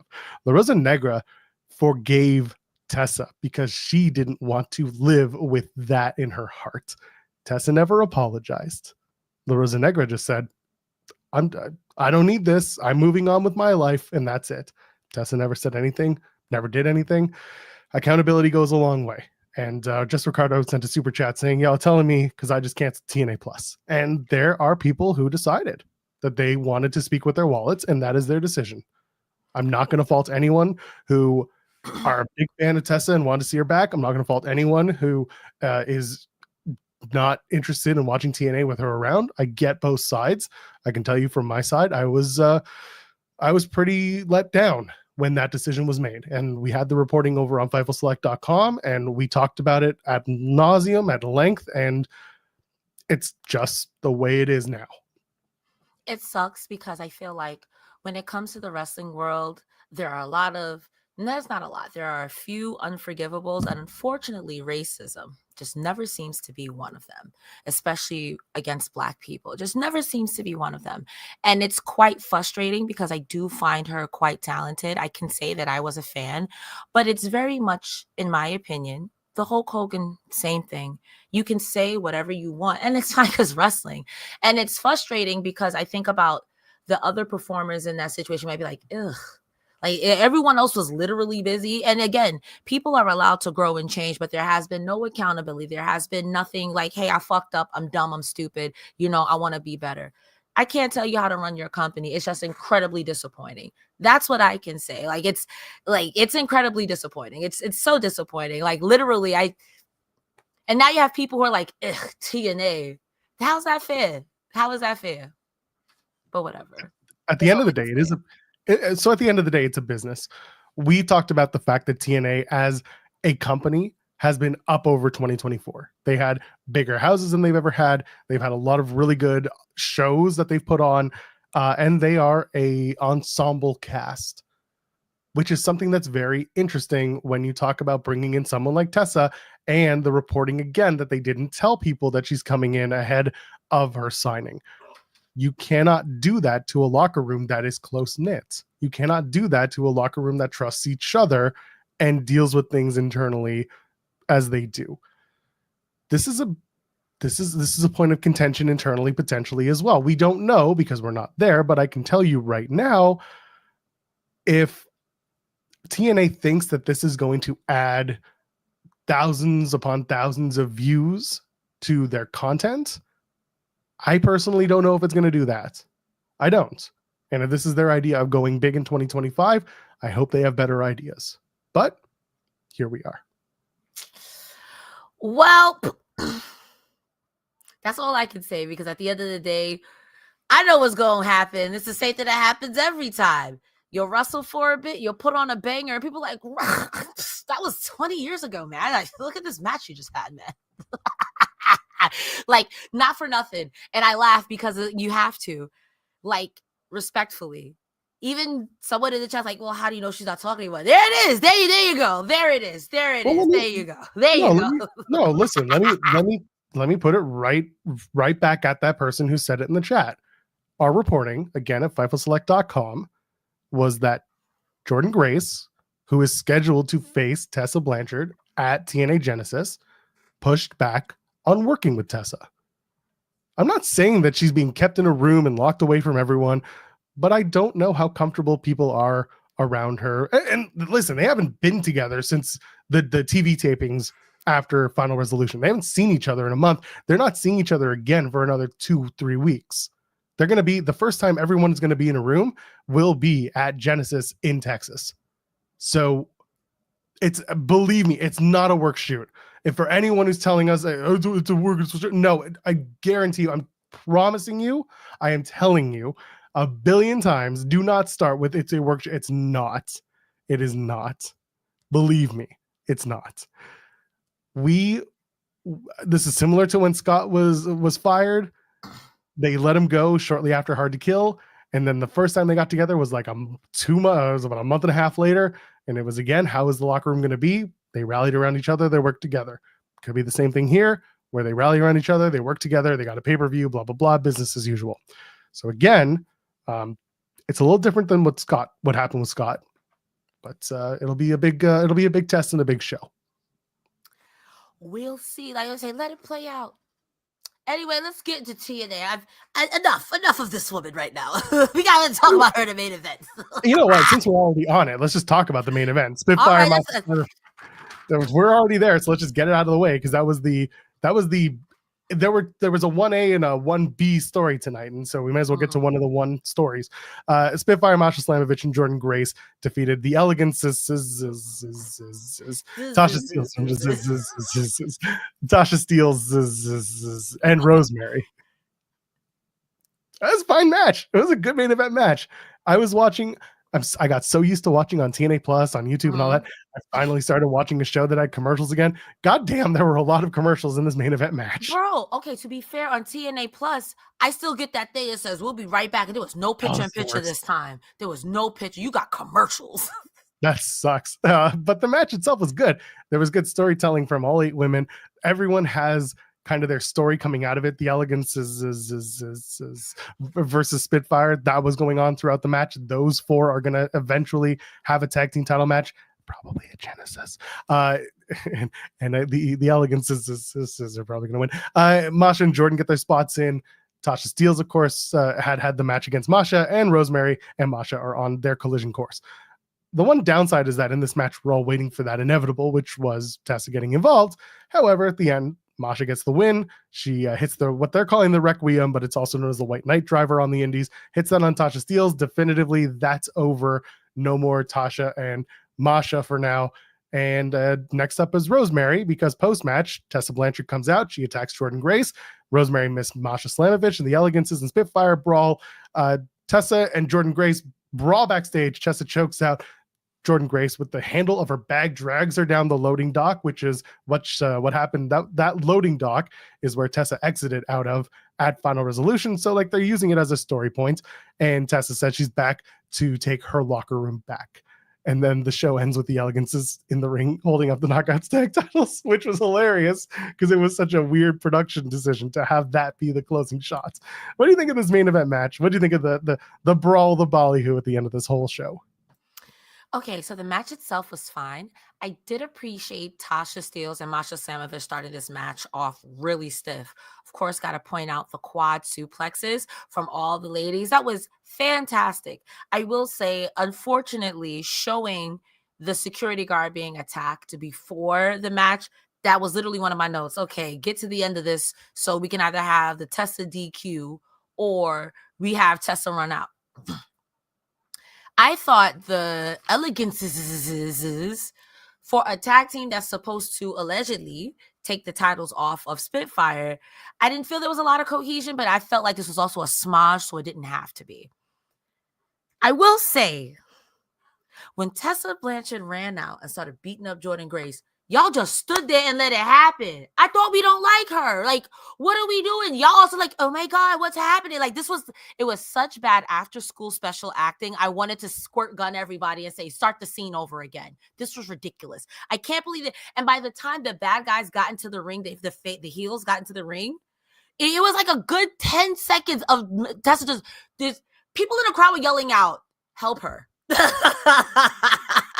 So there was a lot of choices there at the end. The dragging of Jordynne Grace out by the bag. If I didn't like you before, Tessa, I hate you now. That was unnecessary. And you know what? I gotta give credit where credit is due. Use the heat to your advantage. You already know people don't like you. Be disrespectful. I say get it. Dominic Mysterio does it. You do it too, girl. Besides that, like, again, it goes back to I don't want to see that. I don't want to see that. And that's fine. That's okay for me. If there are people, if you think it'll get money, do your big one, TNA. But like, Savannah Evans could have did this. You know what I mean? Like, hey, Gail Kim could have did it. Hey, I don't know. We could have got Abaddon to do this. You know what I mean? That's just me. But I don't know if you have anything to add on that. So don't get it twisted. I know that Tessa is a very talented wrestler. Everyone is well aware of her abilities in the ring. They are. They would be silly to just talk away those things. However, there is another side to it. There's a real life side to it, and people are turned off by that. Yeah. Do I think that Jordynne Grace and Tessa Blanchard can have a fantastic pro wrestling match at a pay-per-view level? Absolutely. Do I think they will? Yes. Will the story be good? Sure. If they're both bought in, they're both doing business. Jordynne's never been one to act unprofessionally when given an opportunity, even if she's not the biggest fan of somebody. Yes, of course. It's just, again, knowing what we know about Tessa Blanchard's history, there is that turns people off. The segment itself, again, the match was very good. It was long, and the commercials kind of took me out of it. But when they did the final closing segment, to me, it didn't feel like they weren't helping her. It felt like they were kind of shocked at first. It's like, oh, she is here, like Tessa is here, and then all the heels kind of got their way in. You saw Spitfire get dragged out of the ring, and then Rosemary went after Masha Slamovich and missed at her like what felt like immediately. Maybe I was just taking my notes and I didn't think of it the same way. The only person who wasn't in it was Tasha Steelz, and she was having eaten the pin. Yeah, so Tasha was dead. Yeah, well, and that was what it was supposed to be, because the Knockouts champion used like her final move on her, and that was fine. So to me, it didn't feel like the way that you explained it, but like I can see how you could see it that way. That like, why didn't they jump in to help her? I think it was because the idea was they were supposed to be shocked that Tessa just showed up again. Why are you shocked? Maybe that's just me. I'm trying to zoom out and be like, okay, let me give you a critique. But as a fan, it's like, Ayo said it the best in chat, that Jordynne's obsessed with Tessa. But also, she came for Genesis, which in canon was like a week or 2 weeks before, whatever it was. So why wouldn't she show up again? And even if so, nobody else is watching the product. Like, you saw that they cut the security guard when y'all was backstage warming. I don't know. Like, as a fan, it's like, bro, the response time was too slow. And by the time you guys did respond, everybody else was awake. I get it. I get where you're coming from, too. I get what you're saying. Like, on the one hand, okay, oh my God, Tessa's here. Let's react. Oh, no, it's too late. But to me, it was like, bro, 1, 2, 3, crowds chanting, help her. I'm like, what are you all doing? I'm not worried about the wrestling either. Let me be clear here. I was a fan. I was a big fan. I know the wrestling is going to be fine. It's just the outside stuff where it's like. Yep. The stuff with the security guard. So for those who may have not have watched the show, Jordynne Grace earlier in the night had an interview with Gia Miller and effectively said, I'm going to go wait for Tessa. I will be at the loading dock where she made her presence known. And so she sat down at the loading dock on a chair for the rest of the night. And then at one point it's time for her match. So her partners go to get her. And then Santino Marella jumps in and says, oh, I have security here. He's going to help it. On guard. If you haven't figured it out yet, Santino Marella is the dumbest clown. And so we know what's going to happen. And they come back from the break ahead of the main event, and that security guard was laid out. And it's like, who did this? Who did this? And nobody knows, because the 8-woman tag has already started, or at least the entrances have started. So they don't know in the ring that the security guard has been taken out. The idea here is that Jordynne goes out and she feels like it's safe enough because they have security on the case and it'll be fine. She doesn't know that security's been knocked out. So that's kind of the explanation, quote unquote, in the wrestling world, that why she was fine with going out and doing the match and so on and so forth. It's what it is. There were a lot of things that just felt like it almost felt like they knew this was their last taping of the year, and they just kind of did shit. Hurry up! I got a plane to catch. Hurry up! There's a promo from Kazarian, and I like this promo. I still got this call your shot gauntlet trophy. It's good. And then Leon Slater walks in, he called him over, did Kazarian. He's like, hey, you're a great talent. You're really good at this, blah, blah, blah. I'm going to offer you my mentorship. And Slater's like, yeah, that'd be great. I'm really down for that. And Kazarian's like, well, why don't you carry my trophy to the ring and you can watch me wrestle, watch a star wrestle. And then Leon Slater's like, no, it's not really what I'm doing here. And like, I'm going to do it my own way. I'm going to pave my own path. And Kazarian's like, well, remember who paved the road you're on. And during that segment, there's a boom that just get like a boom mic that just kind of lowers into the shot and out. And I'm like, I didn't see that. It's egregiously in the shot. And it's like, come on. And then I do like JDC comes in, says the kid's a good hand. He's just missing something. He just needs a nickname. And then they make a joke about the future because for those who don't know, Frankie Kazarian back in the day in TNA was known as the future Frankie Kazarian. And they both kind of laugh it off like, no, that'll never get over. It was cute and it was silly, but there were so many moments tonight where I was like, yeah, they're just trying to get through this shit. I respect it. I have family to see. New Year's balls to go drop. That's horrible. It's when Final Resolution ended and it was like, the Fightful Selected reporting, this contract's up, this contract's up, this contract, all these contracts were up because they're 1-year deals with TNA. I was like, man, they put all of their final contracted wrestlers on these shows so that they could have them lose before they go home. Like Kushida lost the match tonight. Rhino is having his swan song this week and next week. They're just like one after another. All these people who are done are just slowly getting, taken out. And it's fine. It's the end of the deals. It's just very funny to me. That's the way it's supposed to be. A wise man named Joe Pearl said, if you're putting someone over, you go out on your back or something like that. Yeah. Next week, maybe not so much, but we'll see. I don't know where to start now. Joe Hendry. Let's start with that. Let's go right to the top of the show. He comes out number 1 contender for the world title of Genesis. He won that at Final Resolution. That match, by the way, the 4-way between Macklin, Santana, Alexander, and Hendry. If you haven't watched it yet from Final Resolution, go out of your way. Probably one of the matches of the night. There were some really good matches at Final Resolution. That one, and believe it or not, Nic Nemeth and AJ Francis had a really, really solid main event. AJ Francis, who, by the way, this week re-signed with TNA Wrestling. No shock there, but it was really nice to hear that. So Joe Hendry says he's going to win the title, does all the shtick, and then Ryan Nemeth comes out, Nic Nemeth's brother. Ryan Nemeth is just being that obnoxious little brother. That's his new gimmick. And like it works, but it's so obnoxious. Hendry is tarnishing Big Brother Nick's reputation, according to Ryan. And like, Ryan's getting wutted by the crowd, and he just lets it happen. That part was like, do you know that this is frustrating, or do you just kind of like, are you just letting it happen? Anyway, they talk about Hendry being a snake. Nobody trusts him. The fans shouldn't trust him either, blah, blah, blah. Then Joe Hendry makes a joke about Ryan's comedy. And in this whole thing, they get a little too meta, for me at least. They start talking about how Joe Hendry is nothing but a mid-carder. And then at least Hendry turns around and was just like, well, it makes you a janitor, so mop up the floor and get me a coffee. I'm like, okay, that's the best saving of it, but I don't need this meta type of promo style in my wrestling personally. I don't know how other people felt about it, but I feel like you're just a mid-carder is it's a little too inside. That's how I felt. I like what Ryan's doing. I like what Hendry's trying to do. It seems like he ditched the complete my mission gimmick, which is good. Hope he stays away from that. But what do you think of this promo? Because it's going to lead to a whole lot of things on tonight's show. I low-key love this, Ryan. My brother. Oh, you're so annoying. Oh, this is great. Listen, if you're going to be a smarmy piece of crap, I love a good trope. And this is fantastic. My big brother, he's going to be so mad at you when my brother comes and gets you. I was like, yes, I love it.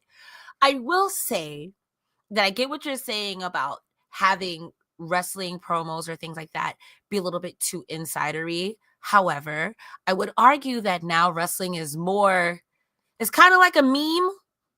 And as the youth get into it, a lot of them know what a mid-card is, a main eventer. So it makes sense to start adding it into your vernacular when you are talking to another wrestler.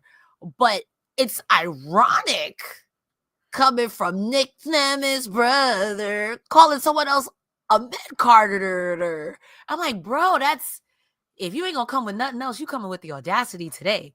So I understand. I completely understand. And Joe Hendry was right, because if Joe Hendry's a mid-carder, What does that make you? A janitor. But I didn't know janitors went and got coffee. So maybe he meant the coffee in the garbage. So that's my critique on there. I understand it. I get what you're saying about don't call someone you of all people can't call nobody no mid-carder or whatever it is. But also I feel like nowadays people, the memes and a lot of that's not super insider lingo to me. And that's a lot of surface level that people know. So I'm in on it. I know.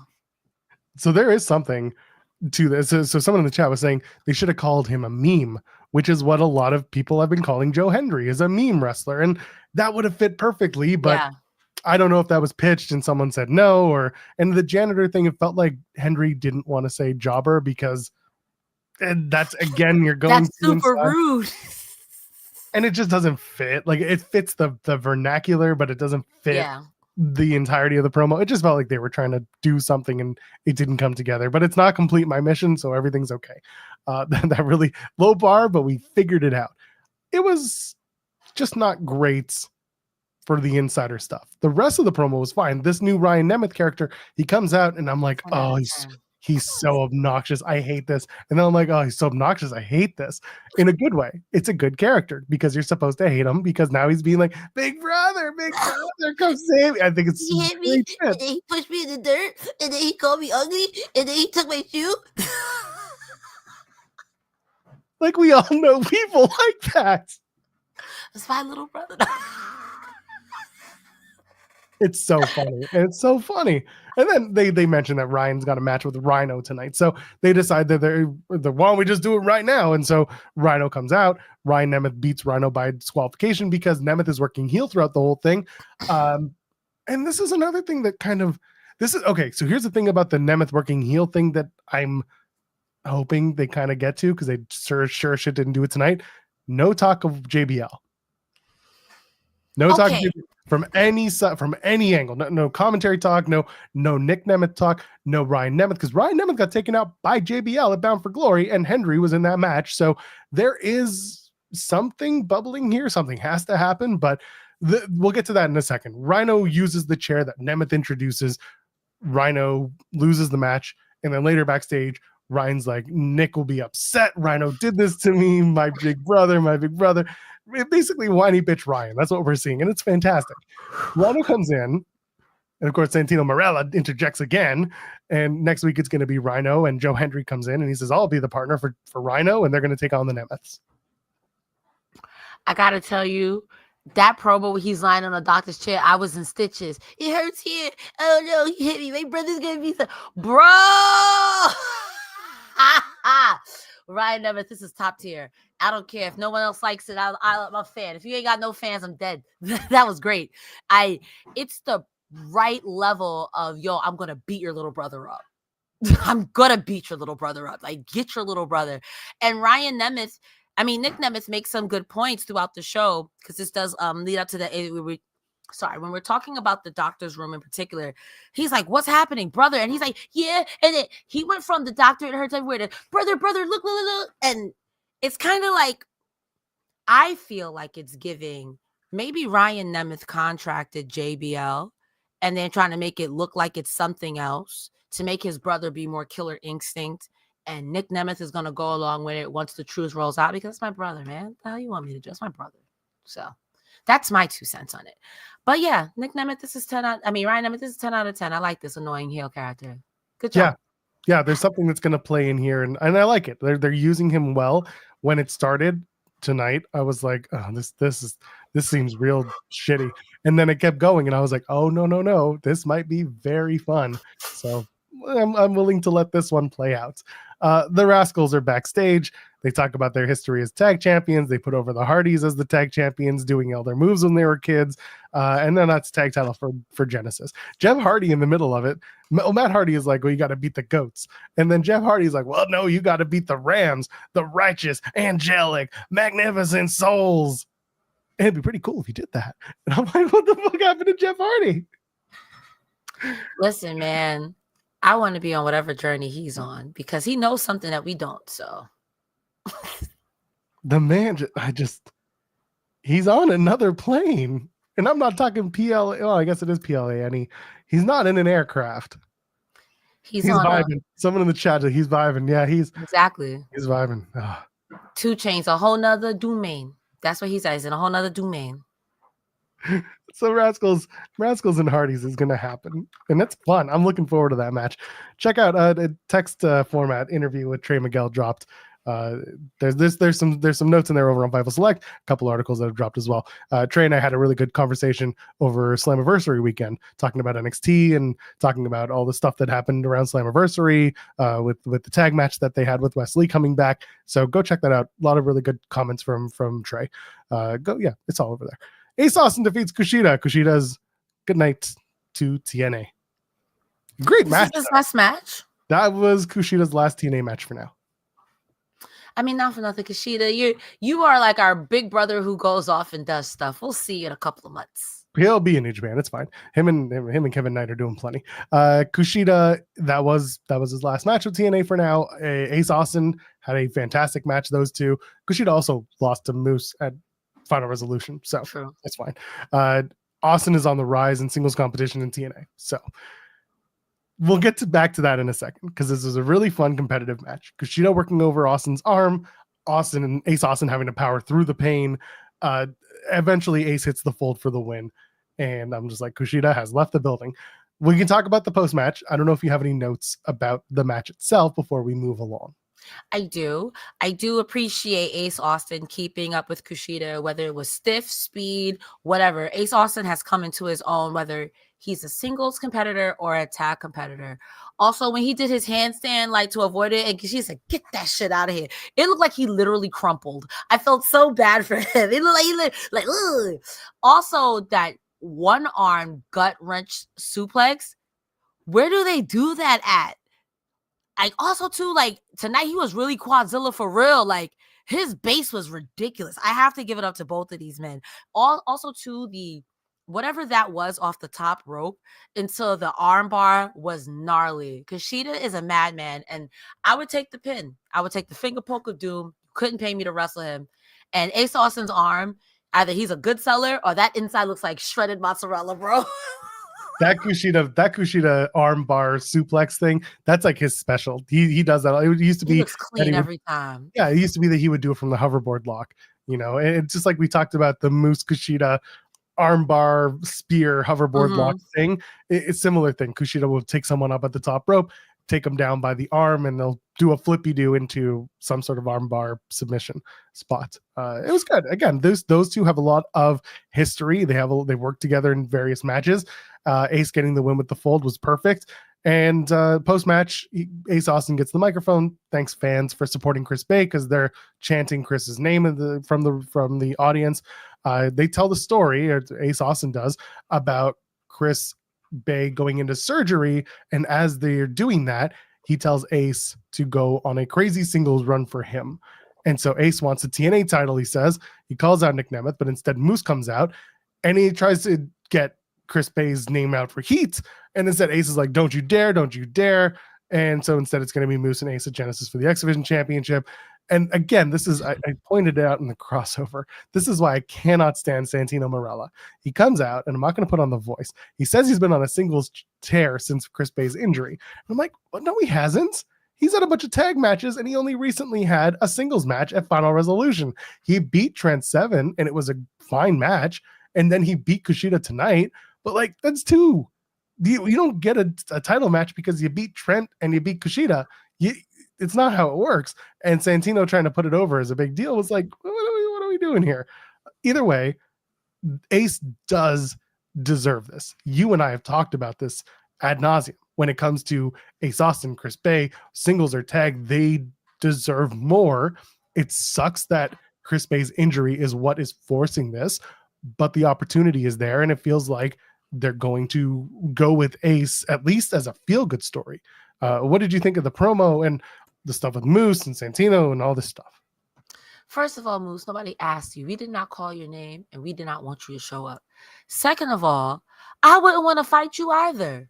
If you fight Moose, you have to fight the whole system. Who has time? I said Nic Nemeth for a reason. If I am Ace, I'm like, yo, I don't want to fight you, Moose, because you're not going to fight me alone, because here's going to be Eddie Edwards. Here's going to be Jaded. I don't want to do that.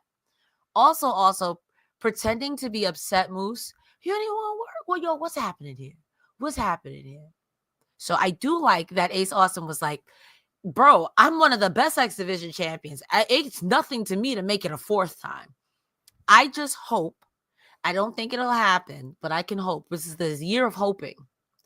Maybe you do put it on Ace Austin. I don't think Moose needs to be X Division champion, and it'll be that feel-good story. I don't think anyone would be mad at it. I don't think it takes away from Moose. I think it's a good, hey, it's a good start to something, and we all love Chris Bay, and by extension, and not to say we don't love Ace Austin, we love Ace Austin even more. I don't think anyone loses from it. I do think Moose will beat Ace Austin eventually at Genesis. I would rather they pivot and give the title to Ace. I would too. There is a piece of me that thinks they will. I don't want to give into it now because it's getting into spoiler territory. I've talked about it over on our Discord because people have asked about stuff that came out of the spoilers and the taping stuff. I'm going to leave it at that. When it's introduced to the TV, I'll talk about it. But at the match for Genesis, I think there's a good chance Ace Austin wins, but we don't know if there's a timeline for Chris Bay and recovery. Everyone's been very I don't want to say tight-lipped because it's none of our business. It's a very serious health matter, but we don't know how long Chris is going to be out.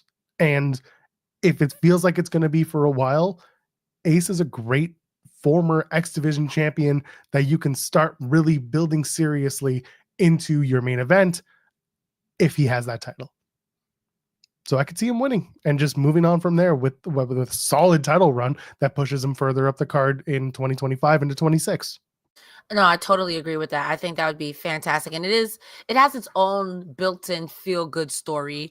And it goes back to what I think the plot device of the system is. No one feels bad when you lose it, when they pin. Like, you guys are jerks. Nobody feels bad. So Moose is a good jerk, a good heel. And it's a good way, in my opinion, to keep Ace's name in the conversation, to keep Chris Bay's name eventually in the conversation. So, again, I always wish for a speedy recovery because, like you said, it's a very serious health matter. So all we can do is hope that they come back soon and that they get well soon, at least enough to do regular stuff and wrestling hopefully down the line. So speedy recovery to Chris Bay. Speaking of the system, you mentioned them earlier, Macklin, Eric Young, Gresham in the back. This is a really weird segment.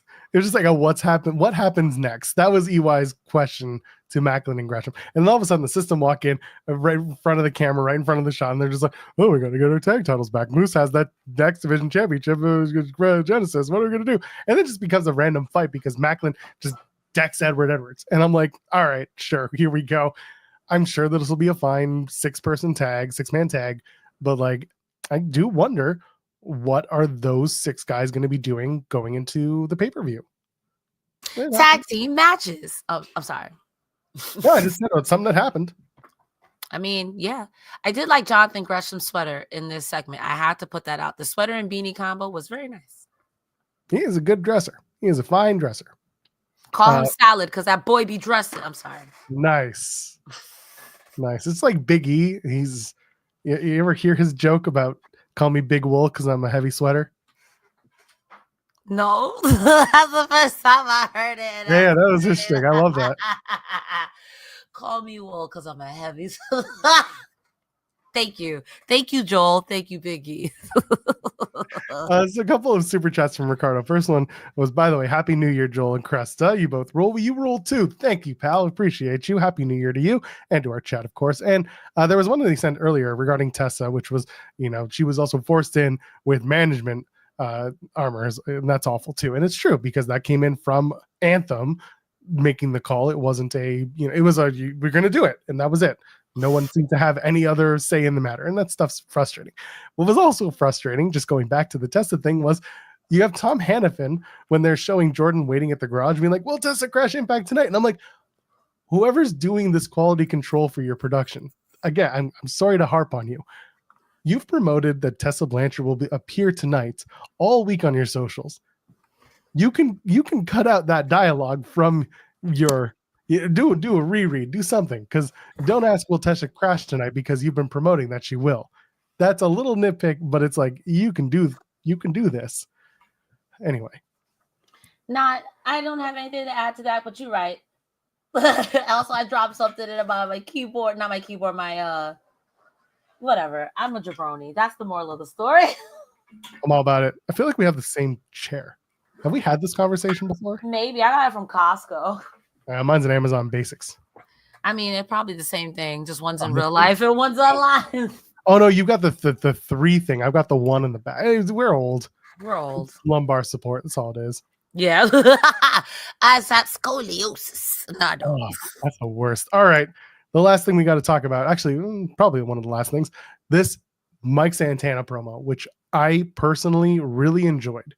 He comes out, he's holding Josh Alexander's headgear because Josh basically kept Santana from winning at Genesis at Final Resolution in that 4-way we talked about.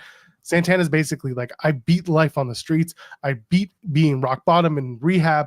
I beat betting on myself, living comfortably. He was talking about his time in AEW. He's like, I'm going to be the guy. I'm going to be the standard at TNA. And then out come the Northern Armory. Josh basically mentions their similarities, talking about LAX, the North, how the North sent LAX packing. And I'm like, oh, I see this coming. And then Josh says, as long as I'm in TNA, you'll never be the guy. And I'm like, oh, you see this coming. Cresta, you and I have talked about this. If they're not giving the title to Santana, then Josh is going to give him the heart and soul on the way out from TNA. And it's absolutely happening. Not before they're going to have Santana beat Northern Armory's ass next week, because they're going to do a gauntlet. Those were his words. He's like, I can kick your ass. I can kick your ass. I can kick your bald ass.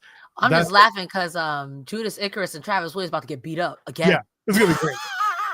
But I do like that they mentioned the similarities between Josh Alexander and Mike Santana's rise in TNA. This is 2 guys betting on themselves, doing the work, and being those dudes.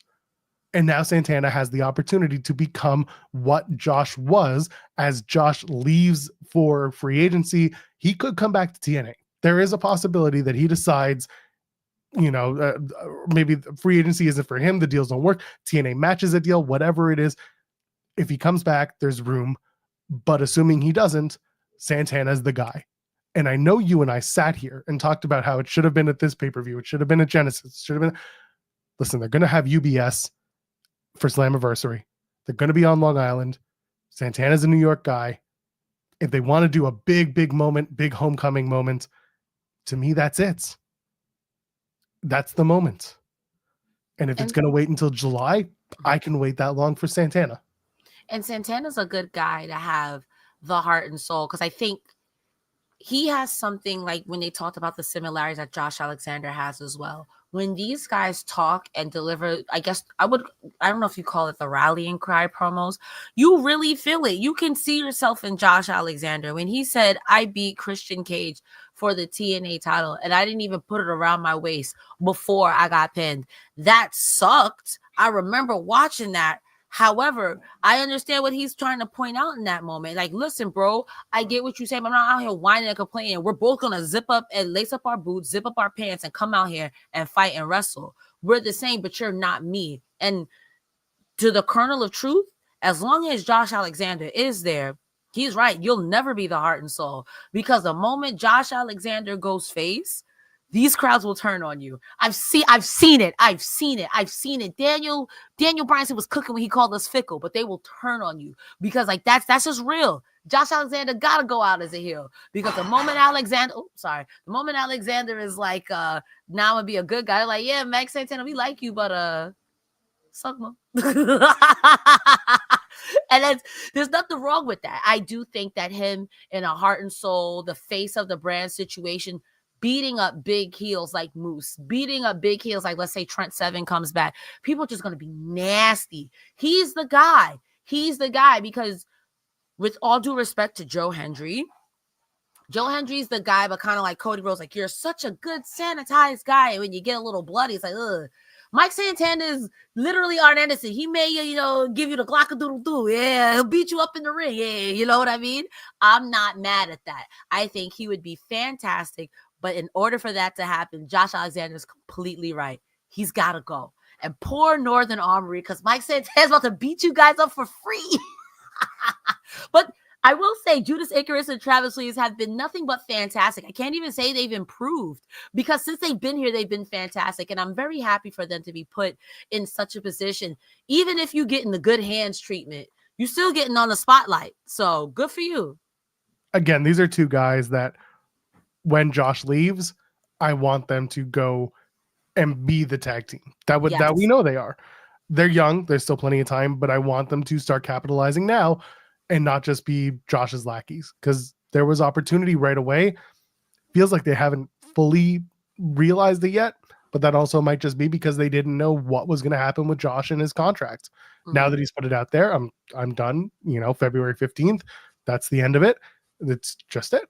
So I'm still curious where the world title system goes, not the system, where the world title card goes, because if Joe Hendry wins at Genesis, then you go all the way to Rebellion. Maybe Sacrifice, there's a win. Rebellion, there's a title defense. He wins again, and that's when he gets cashed in on by Frankie Kazarian. Then you go back about that. Yeah, then you go back to Kazarian and Santana at UBS in July, and that starts the Santana reign. Because I don't think that Santana beating Joe Hendry is a good idea. I agree with that 4,000%. I don't think that does. It's going to screw one or the other, and I think it'll be Santana. Unless they do something where Hendry turns heel, but I don't think the fans would necessarily go for it. Yeah. It's got to be something really dastardly. So instead, I would expect Kazarian to, but then they got to do a feud that lasts April through July. They can do something. So that's kind of where I'm at. Joe Hendry has a short-ish title reign, and have Santana win it by July, by Slammiversary. Only thing that would suck about that is because I think we've talked about this before, about how TNA, especially in their main event scene, is so top heavy. I do think that Joe Hendry, with all the momentum he had in 2024, deserves a lengthy run here in 2025. That is not to diss anything away from Mike Santana, who also had a phenomenal year in 2024. With all due respect to Moose, he's had a phenomenal year. Whether he took the bad guy route or whatever, he was on everything. Whether you like him or not, Moose has had a good... And then there's still Frankie Kazarian looming in the background. It's very top-heavy. I'm happy for Nic Nemeth, and I'm not saying his title reign should end either, because what's going on with JBL? That's been dragging on now. Like for 3-4 months, we want to know. Inquiring minds want to know. So I don't know how they booked themselves here. Not all of those guys are going to get a title. I know that. But, like, who out of those? Like, Frankie Kazarian is obvious. Like, you say we could screw him, but why would you do that? You going to screw Santana? You going to screw Joe Hendry again? Nic Nemeth got the title right now. Moose is going to cash in on somebody. Is Moose going to do the same thing he did to Josh Alexander to Mike Santana? You're not even going to put the belt around your back and he's going to cash in his X Division? I don't know where it goes. I just know that the main event scene is very top heavy for them. And as excited as I am, you guys are kind of booking yourself into a corner here. So what you going to do? This is one thing that I continue to harp on, and that is when I watch these matches, if you got to put Hendry and Santana, their matches from this past year, up against each other, I'm sorry, but Santana had better overall matches. It's not a knock on Joe Hendry as a performer. I think he's fantastic. But when I watch Santana's matches, man, I'm enthralled. I'm in there. I am watching. There's a good story. There's a good pace. There's something to it. That's why I'm like, he is world champion, head of the company guy. Hendry, no knocking him. Like, he's really good. There is a place for him in his position. And I'm not saying mid-card. I'm not saying he's bad. I'm just saying I see longevity with Mike Santana more than I do Joe Hendry. And that has nothing to do with the idea that Joe Hendry might be out the door at the end of his contract to maybe go to WWE. If he does, great. He has a short world title reign. That's good. It shows that they reward him for the time that he put in, rewards him for the work that he does, rewards him for the fact that he's gotten better over the year and put in the work. That's a reward. But long-term, again, Santana is that dude. That's where I'm at with that. No, I agree. I think there's a comparison here to be drawn that in this case, Santana is Bret Hart. and Joe Hendry is Shawn Michaels. They're both phenomenal performers, but for two separate reasons, if that makes sense. So chat is saying something that I very much disagree with now. They're saying Joe Hendry puts asses in seats. I think up until October. Yeah, he Joe had Hendry. a hot run, and they kind of, I don't want to say they screwed him, but he's definitely been cooled off significantly, where the way it used to be before, he was up there with levels of Becky CM Punk chants. It was ridiculous. The Hardys are putting asses in seats. Believe me when I say they are going to see the Hardys. They're not going to see Hendry, but the tide definitely shifted. When I was at the Slammiversary, I mentioned this again in Montreal, they were all there for Speedball and they were there for PCO. PCO for a big deal because of his history in Montreal. But when Joe Hendry's music hit, they were all in and they were big fans. Do not get me wrong. Fans were behind Joe Hendry. They continue to be, but I don't think that people are buying the tickets or watching the shows specifically for Joe. I think that they are seeing him as a big player in this company, but they're not seeing him as the guy right now. Which is kind of unfortunate because I do think that there was a momentum there. I will say that to agree that he does need to be rewarded. I don't know if that's the right word for it, but I do think that there should be a title run for one Mr. Joseph Hendry. Mainly because I do think that there are people who still tune in for him to that point. And I think it would reward the quote unquote casual viewer because I love TNA. Let me say that again. I said it at the crossover saying I love TNA. And I do see why people will tune in for someone like him. He's fantastic. But the most TNA thing to do is not make him champion. They didn't strike while the iron was hot, but maybe they didn't think that the iron was hot enough for him. And I've had this conversation with Jeremy over on In the Weeds a billion times. And like, I get both sides of it. I thought they could have struck while the iron was hot. I think the worst thing that they did was with Slammiversary having a 6-man elimination match, which at the time I was like, oh, it's good. It busts up the main event scene because there were so many dudes at the top. It busted up the scene, yes, but they also took a guy who held the world title for almost 2 years, and they eliminated him from the match and did the whole, now we're definitely going to have a new champion. Mm-hmm. There was no importance behind who wins the title at that point. Like, it wasn't a big moment that Moose finally lost. They just turned it into Joe Hendry beat Moose. Let's move on. Like, it just, it was, they didn't make it a big moment, which I would have liked. So again, just talking about striking with the iron is hot. And someone in the chat mentioning, he's comparable. Joe Hendry is comparable to LA Knight. You want to cheer for him, but the world title might not be in the cards. And I think that's a really apt, like, I can see comparison. that too. But I think he's going to win it at Genesis because you cannot honey dick the fans for a third time. You cannot. People were already upset at Bound for Glory. You cannot do it again for a third time. I want to believe that you cannot do it again. And again, as a TNA loyal, TNA faithful, yes, you absolutely can. Yikes. I hate to say it like that. But I will say that in this case, part of the issue is TNA is very top heavy. And that is not a bad problem to have. You've got a lot of people at the top of the card because whether it's Nic Nemeth or Moose or Joe Hendry or Kazarian or Mike Santana, there's an argument there for all of those guys. There's even an argument there for people we're not even thinking about. Ace Austin, there's an argument for that. There's an argument for the system to implode and a JDC or an Eddie Edwards. They are so top heavy that unfortunately for Joe Hendry, when he got his meteoric rise, I think they should have did it right then and there. And we could have do what we're doing now and it'd have been fine. But if you don't strike at some point, like Joel said, you can't honey dick the fans again. But I'm also like, bro, this is TNA. They absolutely are going to honey dick us again. But if you don't do it now, then I don't think it's ever going to happen, unfortunately. If I'm TNA, put the title on Hendry. You go to the live Impact and you make a big deal out of it. Joe Hendry has an announcement. Mm-hmm. I'm going to be part of the Royal Rumble, the first TNA world champion in history, the first current TNA world champion in history to be in the Royal Rumble, and that make that a big moment on live TNA television, play it on socials, blah, blah, blah. That's And smart. then Hendry goes into the Rumble in a couple of weeks afterwards with the title. And that's easy as that. I would love to see that. Make that a big moment for TNA. I don't know if they'll do it, but he's teased it certainly enough that he would do it. Or that at least he'd be a part of the Rumble, which I could see. Have him go on with that world title.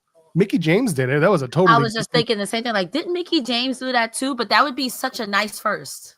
With Mickey, it was completely different too, because Mickey was still a free agent. She was working Impact at the time with that title around her waist, but she was never signed to a deal. She was per appearance, and she had the title, and she wanted to wear it out there. And it took a lot of finessing and finagling to make that happen, and then it did, which was great. But this time it would be TNA contracted star with their world championship coming to the ring for the Rumble. Doesn't have to be long, just long enough that you get to put it over.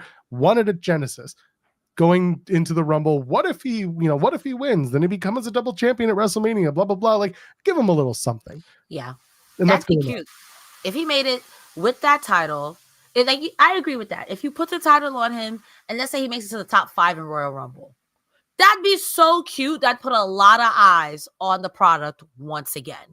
And that'd be something I just don't know how you pull that trigger. And in a world, if you and I are thinking on the same page, you have Hendry do that. Hendry comes back to TNA, does maybe one more title defense, gets screwed over by Frankie Kazarian, who then gets screwed over by somebody else. You know what I mean? It could work. It like Moose is, let's say it is Ace Austin versus Moose. Moose squashes Ace Austin or whatever, and Ace Austin becomes obsessed with him. Like, I'm gonna beat you up. He's like, he's crazy. I'm not fighting him again. You know what I mean? Something like that. I know I could beat up Kazarian. I'll option C it and get this crazy. You go fight them other X Division guys. I got better things to do. I want to see Hendry go into the Royal Rumble. Frankie Kazarian calls a shot during the Rumble, wins the TNA World Title. JBL on commentary. He's not supposed to be here, Michael, but I am. JBL, why are you here?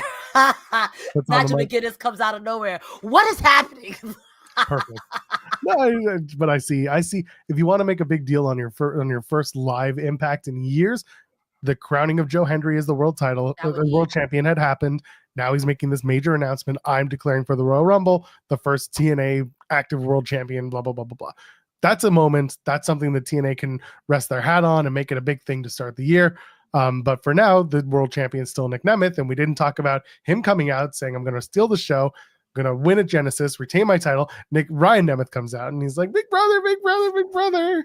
And he heals it up annoyingly. And Nick basically walks off saying Ryan got them into this mess, and now they're going to have to TCB with taking care of business because it's the 80s again across all wrestling shows. You get Saturday Night's Main Event, they're using 80s themes. TNA is using every 80s reference possible in one night. The TNA is just like, AEW is using every reference possible to the 80s.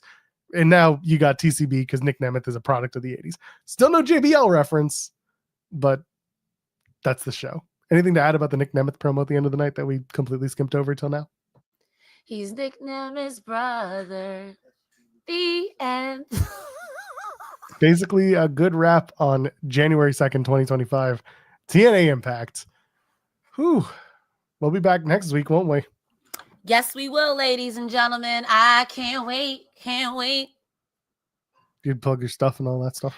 Oh, yeah, I have stuff to plug. Hi, my name is Cresta Star. Hopefully, I'm here every Thursday with you guys, talking about TNA Impact Wrestling. You can find me here Thursdays and Saturdays where I go over Collision with Iridian, Rick, or some cast of Fightful members. You can also catch me every Wednesday, mostly, because I'm a jabroni, on twitch.tv/CrestaStar or tiktok.com/CrestaStar before it gets banned here in the United States.